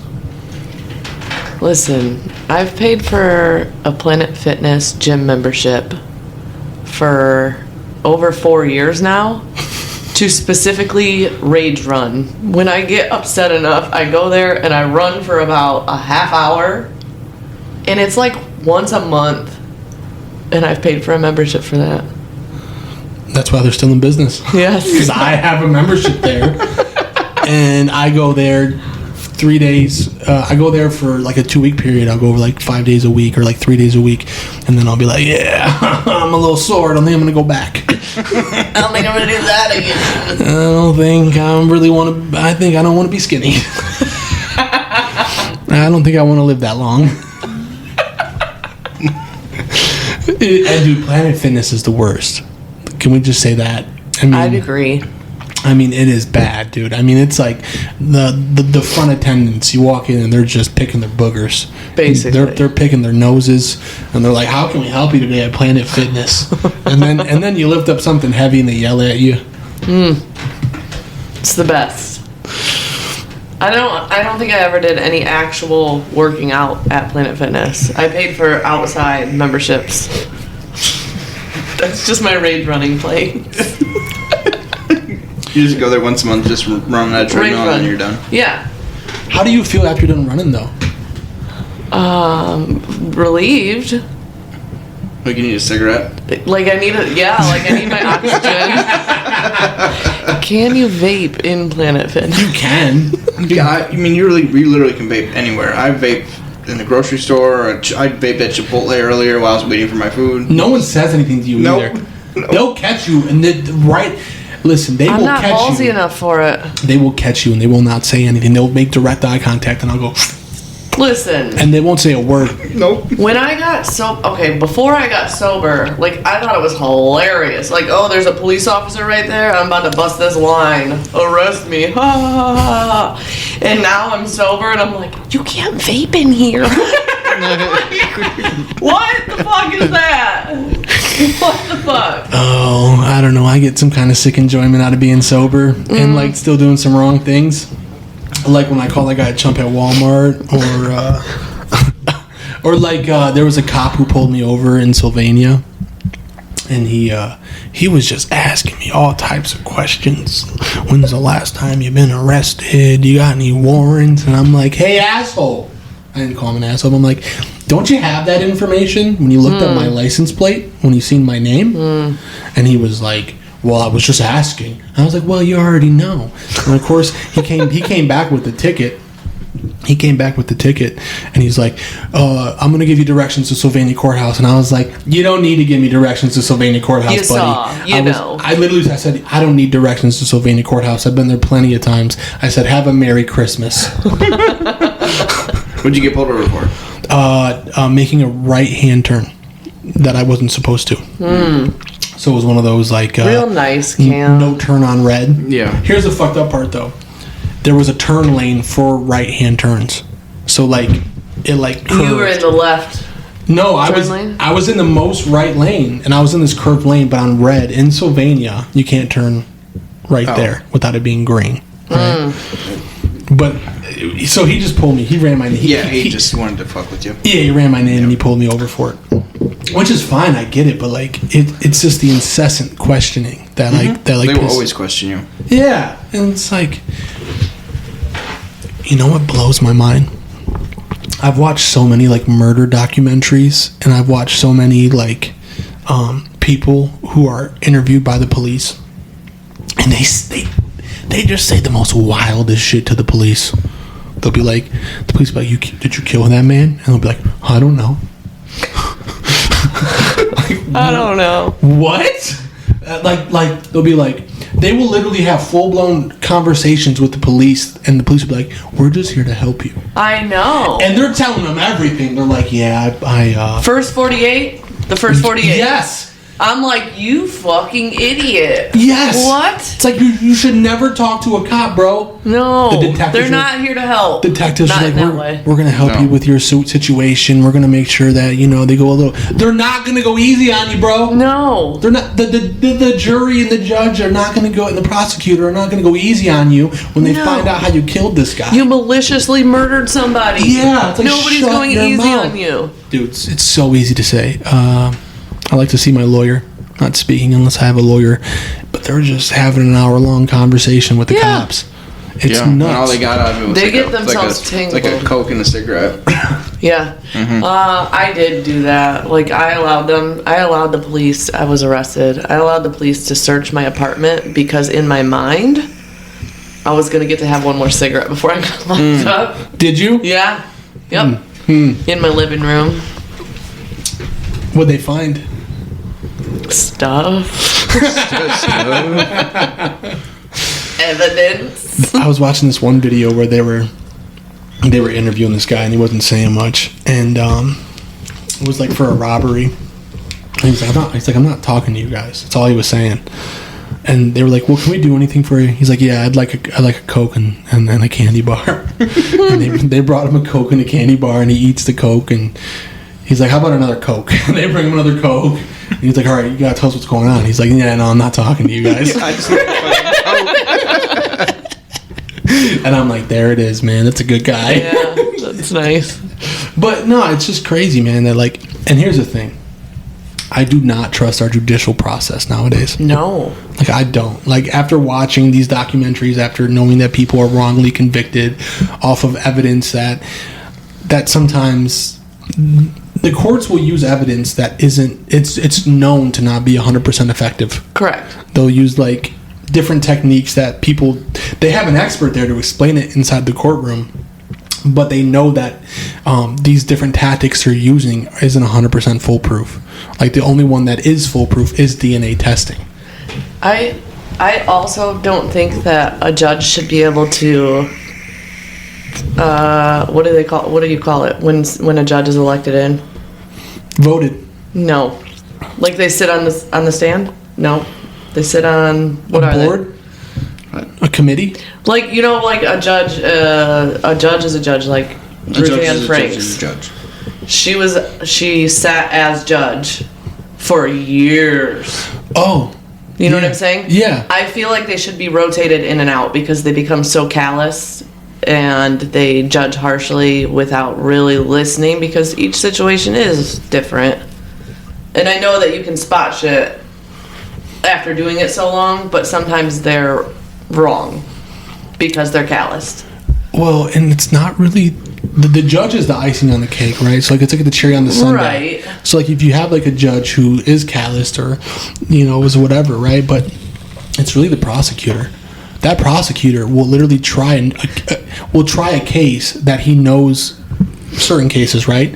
That he knows he has it wrong. Like, there's evidence pointing to something else. And the prosecutor has the ability to go, nah, I don't want to look over there. This is the story, and this is how it happened. And so, like, that's, like, the really big push is, like, prosecutors will knowingly convict people. They know, they have information to supply their innocence, and they will go, nah, I don't want to see that. And they'll stuff it down. And then knowingly convict a person of murder, right? And that's fucking scary. Yeah. That someone has that power to do that. Because, like, if I was responsible for locking someone in a cage for 30 years, I would get in major trouble, right? A prosecutor can do it and just walk free. Yeah. And then actually have a good mark on his career. Yeah. I locked X amount of people up for murder. Male deal. No, in some states so, like, in Ohio you can get own recognizance bonds. So right. if you have a lesser crime, you can get out of jail and not pay a bond. In southern states, like in New Orleans, I believe New Orleans, but in some southern states, it's Nolans. In some southern states, when they set your bond, you don't leave until you pay your bond. That's insane. Like, you're not leaving. Right. Like, you could go and go to court and get sentenced, but you're still not leaving Correct. until you pay bond. Yeah, that's crazy. It is insane. Craziness. Literally for, I did watch something on that before. But yeah, that's insane. like you could be in jail for disorderly conduct For years. waiting for $500 for a bond. I mean, it is. Like, I live here now. States that make you pay bond before you leave jail. Let's see. Could you imagine? I would never get out, ever. Ever in life. Think about some of your bonds you had. I was looking up arrest records actually. Oh, good job. Who's For your- who? Fuck you. Tara? Yeah. You read them off. It's public info. We got is to public info. We got to at this point. Can you see. find it though? Because I had a different name I then. got your name. Oh, I got your married. You got a different name? I got I was your married. I got your married and maiden name on Oh, yeah. Oh, Real shit. nice, Brad. here. Disorderly conduct while intoxicated. Absolutely. It was dismissed, so congratulations on that one. I was waiting to ride up to Marysville. That's why I was dismissed. Was that Toledo? Yeah. All mine were Toledo. You went to Marysville? No, I ended up having at the last minute. The judge released me on ankle monitor because one of my bosses at the time wrote a letter to the judge pleading for my release, and she took pity on me, and I was 90 days on alcometer. There's nothing really good on here. License No. required, no proof of financial responsibility, failure to display license plate, starting and backing vehicles. I don't know what that I means. don't know.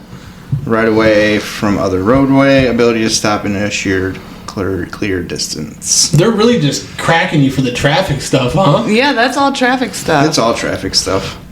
I had receiving stolen property, which I just had that felony expunged. That was my only felony. Good. Criminal trespassing. Yeah, it's not much on here. No. And it's all pretty old-ish. 2014, 13. What as a woman, what was the experience like in jail? It was a terrible time. A lot of fighting. A lot of fights. A lot of ego, which you wouldn't think. A lot of cattiness. Is that the right word? Sure, yeah. Yeah, a lot of that. I don't know. The worst part about it for me, I could tolerate all that stuff. The worst part was the bathrooms. This bathrooms.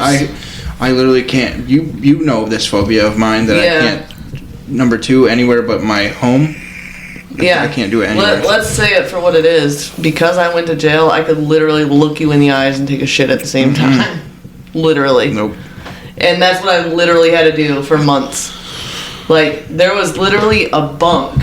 Like, so it was like an open room with toilets in it and the showers.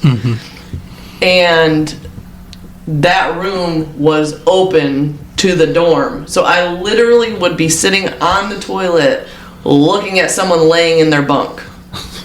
Like, it was a fucking terrible time. Terrible time. And then you got someone, like, I could reach out my arm and, like, shove you off of the toilet next to me. Those toilet seats are so gold, too.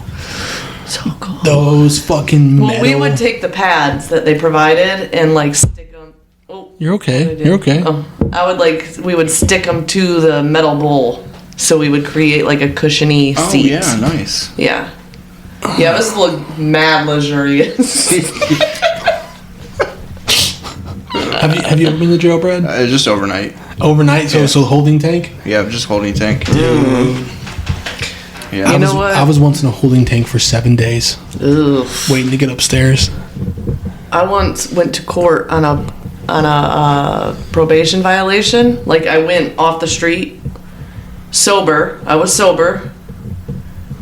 And I got locked up and put in a holding tank. That is Lucas County holding tank. Yeah, it's the Sober. worst. In my street clothes. Ew. Terrible time. I was like, what the fuck No, is this? I was so drunk I don't even remember. Yeah. Yeah. Been there.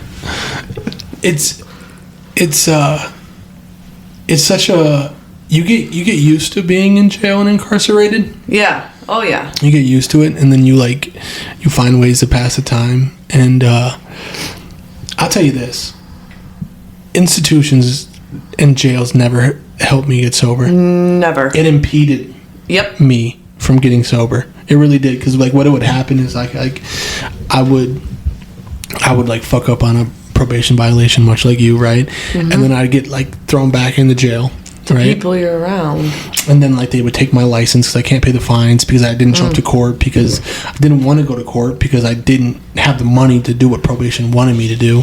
And then I would avoid it, and then they'd take away my license, and then I'd have a job, and then I'd go back to jail, and then I'd lose the job, and then I'd go back out to the streets and get a job, and then do the same thing over and over and over and over and over and over again. Yeah. And nothing would change. You know what? It's fucked up, because I got arrested for the receiving stolen property, which was actually a lesser charge than what I actually did. And I sat in jail for a little while, and then I was put on probation, and it was very strict. I had a very strict judge, and it actually did what it was supposed to do. I was actually rehabilitated. Right? I was a functioning member of society. I was sober. I was doing all the shit I was supposed to do for a couple of years.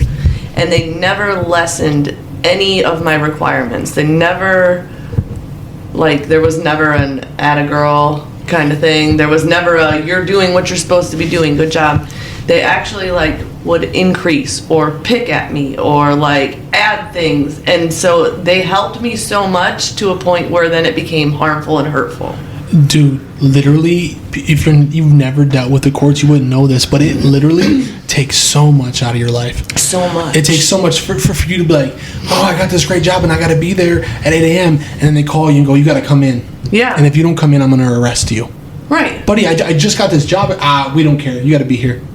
Yep. Oh, okay. And then you get in trouble for not having a job. And then they're you're I lost my job. And they're but we need our money. You see, you got to pay your fines to be in accordance of probation. So you need to pay this money. And you're but I lost my job. Right. They don't care. And they're yeah, we get it. And then you get another job, and they're hey, your color was called today. We need you to be down here immediately. See, I didn't have that. No? No, I had to drop 3 times a week for years. For years. It's just here's another thing. This is the old way where me and you came around is bad, but here's also the other bad way, is that now courts are just pushing drug cases off into treatment centers. And instead of them giving them actual viable time to hey man, you know what, you've committed a lot of felonies and you consistently go to treatment centers, they don't lock them up.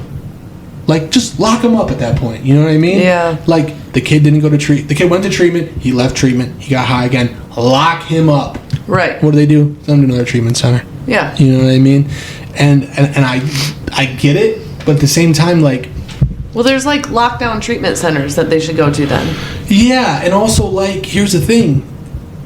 Can you imagine I'm not sure what your sentence was, but if I would have just did the time that I was supposed to do, I would have got out and got my life together a lot faster. A lot faster. Than being on probation and consistently fucking up and going back.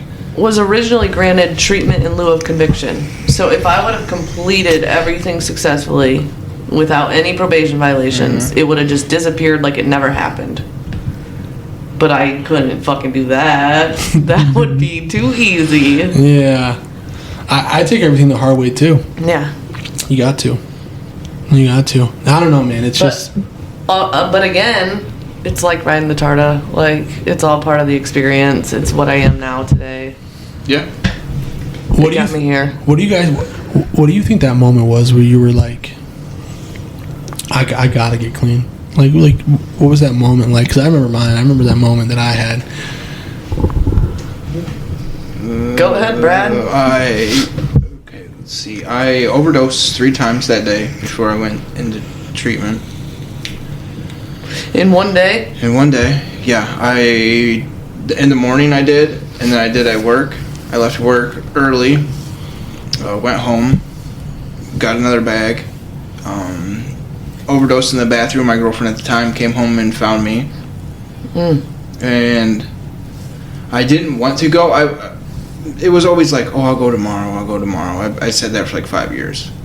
And then I just went and I was like, I'm just going to give it a shot. And here I am today. Shit. Yeah. That's the scar. That's the scar, yeah. No shit. Mm-hmm. What scar? What scar? That's what we did the blackout leg. We covered a massive scar on his leg. Oh, yeah, I have some bad using scars. Still. Oh, so we guys blacked out the leg. That was There's for a the bad scars? scar. There's bad scars on my leg, yeah. Yeah. Mm-hmm. Yeah, you've seen my arm. Your arm. You've seen me. I've seen your arm, but I wasn't sure, like, which one we were talking about. Yeah, I need to do something with it. Still, if you still look at it, it's all fucked up years later. Yeah. It's like literally that was an abscess I didn't take care of, and it was like to the bone. Dude, I'm just walking around like that's normal. This is fine. That's normal. Holy shit. I know people who fucking become paraplegics. Yeah, they told me I could have lost my arm or got an infection. But that's what doctors would tell me every time I went for an abscess. He said, "You're not going to die of a drug overdose. You're going to die from a blood infection. You're going to die from an infection."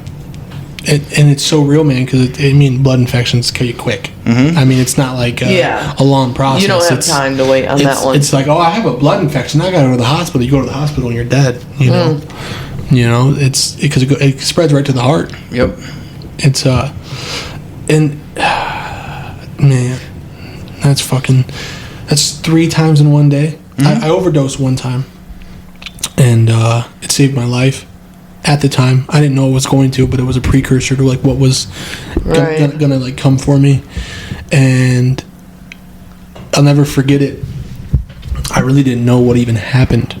Okay, I walked into a store, and I walked back out and got in my car, and then I woke up and I was out of the car and there was paramedics all around.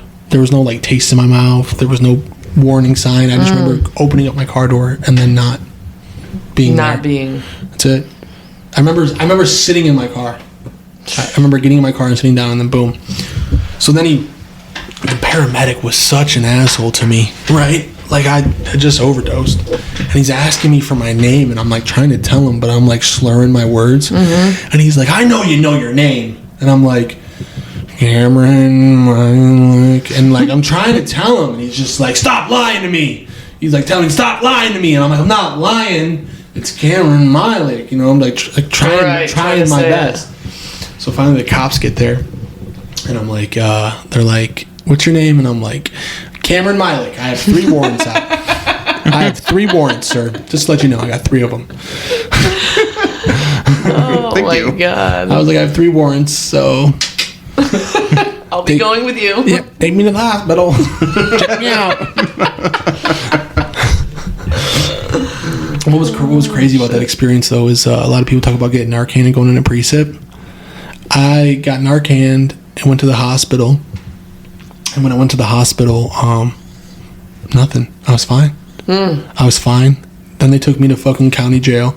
And then I slept for like 3 days in a holding cell. Oh, shit. Like, I slept 3 days. And like I woke up and I felt fine. I woke up. Here's a fucked up story. After I was in that holding cell, I walked upstairs and they put me upstairs, and there was this guy named TJ, and he was standing on a table, and there was like 6 of us walking into this dorm, and he goes, "Crackhead, crackhead, crackhead, heroin addict," and he points at me and says heroin addict, and I was like, damn, how does he know? How does he know? I was like, that's fucked up. I was like, that's fucked excellent. up. Yeah. Were you like, "You're not wrong"? No, dude, I was super prideful. I was like, who the fuck, who are we talking to? Who do he think he is? You know? Yeah, no, it's, for me, it was after the first time I had gotten sober. And this is actually a really funny story. I'm gonna leave his name out of it, but I'm using with this guy. I'm living I'm using with him, and I'm living in his car. And it was so sketchy, man. we were driving around in this fucking like Pontiac, right? It was like a 90 Pontiac, and when we had just started this run, we were like on. He used to work at Olive Garden, and it was on like Monroe and Sylvania, where you know that intersection is for Monroe, Sylvania, and Secor. Yeah. Yep. It was right at that intersection, and we're going down Monroe, and there's that light right there, and it turns red, and he's trying to stop, and I just hear bing, bing, bing, bing, bing, and all 4 brakes went on in this fucking car. All 4 brakes. Holy shit. And I'm just grabbing onto the seat, and he plows right through the red light, and we come unscathed, right? We drove in that car for the next 3 months like that. Stop it. Yes, with no brakes. We were driving down residential streets using the e-brake, dude. Oh my god. We were just e-braking every turn, dude, and I'm just fucking sitting there like, if this drug doesn't kill me, this fucking car will. And so, no brakes. The license plate we had on the car was not the car license plate. Nice. It probably would have like come up as like a Chevy Durango or something. I don't know. So constant fear of like being pulled over because we didn't have the license plate right. Being in sketchy places I know I shouldn't be. Living homeless. And there was this one night where we got like out to frickin' Holland, and it was like Saturday night, and there was cops everywhere, and I was just like, we're not leaving this apartment complex. We're not going, because we're going to get pulled over. And he agreed with me. He's like, yeah, we're going to stay here for the night. So we're sitting there, and I'm like, this fucking sucks. And I'm like, I need to get sober. And I looked over at him, and I'm like, you want to go to detox with me? And he was like, no. And I was like, why not, man? He was like, I got ball cancer. No shit. He looked at me, he was like, yeah, no, I got ball cancer. And I looked at him, and I was like, yeah, you don't have to go, man. Did he have ball cancer? He did. Oh, man. He did. No shit. He wasn't lying about it. He was like, nah, no, I got ball cancer. I was just like, no shit. I was like, I get it, man. Like, how can I argue with that? You can't. You know, I'm not gonna argue. Like, I'm not Jesus, but so, like, who am I, Gandhi? Like, what am I gonna? You get ball cancer. I mean, do what you gotta do, man. Yeah. So that next day, I took myself to a place and waited 3 weeks for a bet. How about that? I like, you might understand this a little bit. I don't know, but like back in the day, you would have to wait months forever for help. Yeah. And which for any real help. Yeah. You could go to a fucking, you could go to a mental institution and say, I want to kill myself, but yeah, you're going to go through it in there without any papers or narcotic medication to get you off the drugs. Nice hot sweat. Yep. That's how they used to do it anyhow. Even at like a detox place, they didn't taper you like that. Really? Yeah. The old school Compass, it was literally like, this is this area is 20 times nicer, 50 times nicer. Like, it was literally like a jail cell without the bars, the same kind of cot. Like, you just laid there and they're like, you could Pepto-Bismol. Like, that was it. Really? Yeah, it was. Did you ever go? No. I went to treatment. My first time going to treatment was in 2009, and my uncle paid for me to go to Florida. Oh, shit. Yeah. That's so fancy. What was that experience like? Was it like... It was nice. Were they giving you drugs and shit to get through it and all that? Yep. I tapered off Suboxone and benzos. Yeah, they tapered me with Suboxone and benzos. And it Mad was co-ed luxurious. living. They put us in like this nice mansion. Yeah, no and then I lived in a halfway house down there for a while. Didn't like it in Florida. I told my mom to bring me back, and I relapsed. Us big boys like, don't do good and hot. No, I relapsed like maybe a week after I got back. Yeah, man. I think we're lucky now because like drug addicts can like, I mean, you pick up, you know, you Google something and you're gonna get some services in some type of way. And thank God we're not fucking sweating it out on fucking, you know, jail mats anymore with Pepto-Bismol. Yeah. Because, I mean, here's the thing. I think if I was if it was current times and I had to wait a month to get to bed, I wouldn't be here. Dead. I'd be dead. Yeah, there'd be no way. They can't do that absolutely anymore. Not. Yeah, they're very, very fortunate nowadays with all the options we have, even in this area. I was a Lucas County Mental Health Board grant for my treatment stays. I didn't have Medicaid. Wow. This is how prideful I was, right? Instead of like getting on food stamps or like Medicaid, I always like stole from stores and told myself I didn't need government assistance. Make it make sense, Cam. That's it. I would go to the ends of the earth to not go down and get food stamps, but it was. I mean, I was irrational. So you were like thieving left and right. Oh yeah, there was.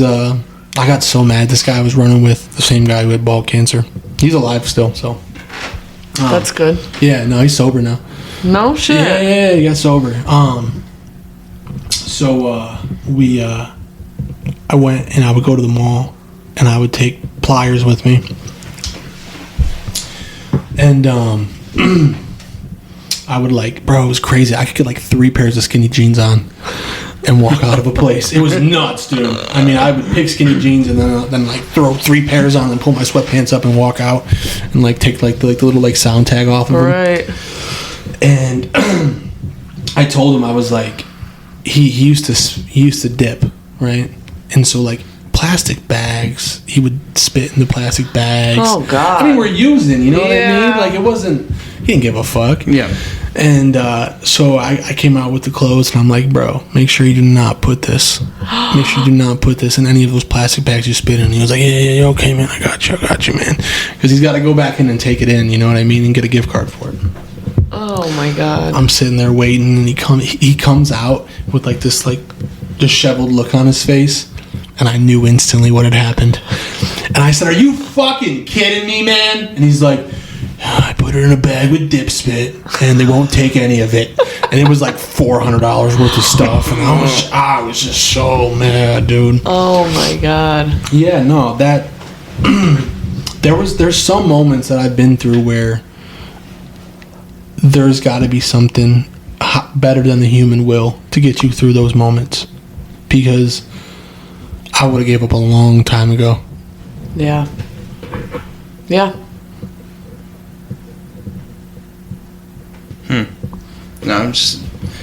Yeah, that. I just think back of like. Because I'm starting a new job soon, and it's the job I had during active addiction. And I was thinking of all like, it brings back memories of like what I used to do to get money.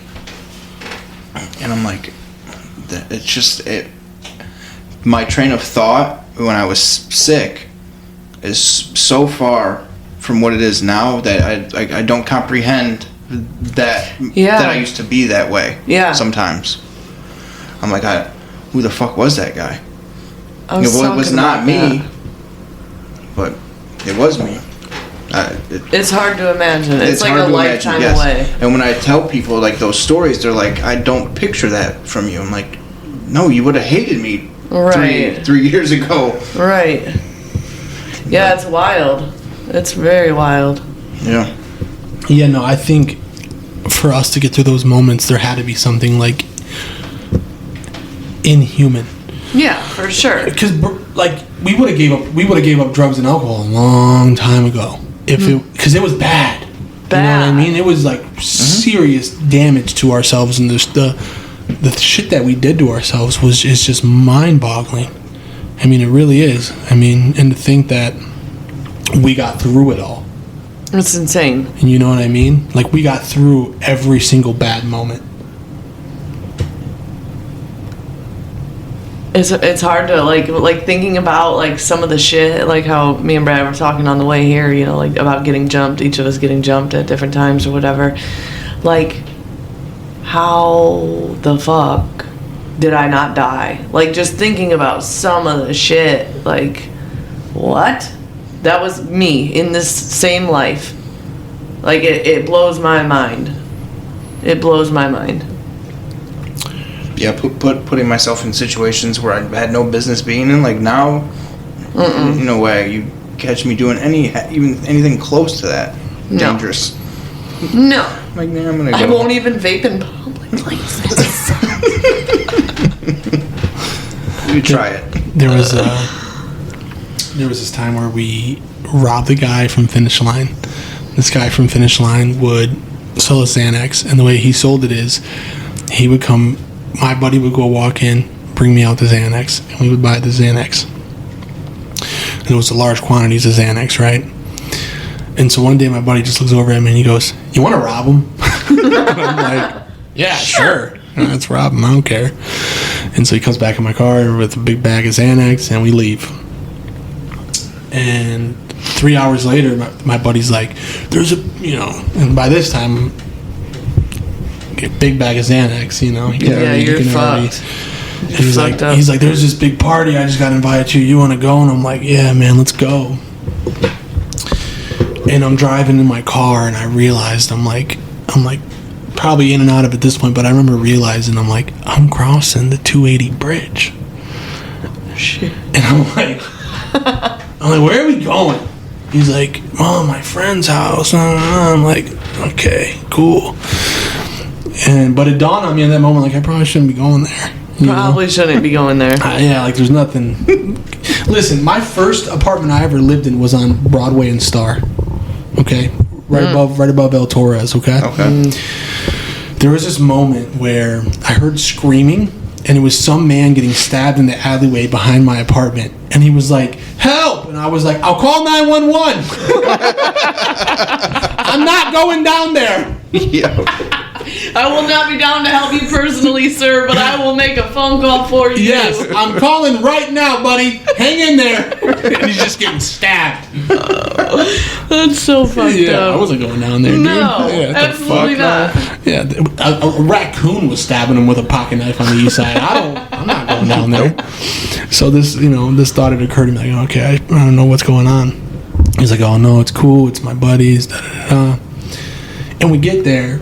And I'm still have some mental capacity to me, and we're sitting there, and all of my Xanax is in the Jordan short pocket. You guys ever wear Jordan shorts? They got the nice little pocket right by your penis. Oh yeah. I don't have one of those, but yes. And it was right there. You know what I mean? And so that's where all my drugs are at. And right when we get 20 minutes after getting there, some guy asks us if we have Xanax, and I'm like, "That's a red flag, because how do you know? Why are you asking about Xanax? What makes you think we know we have Xanax?" So of course my buddy's like, "Yeah, I got Xanax." Oh. So he pulls out his bag of Xanax and he punches him in the mouth and takes the Xanax, and then I get fucking blasted in the back of my head. I wake up.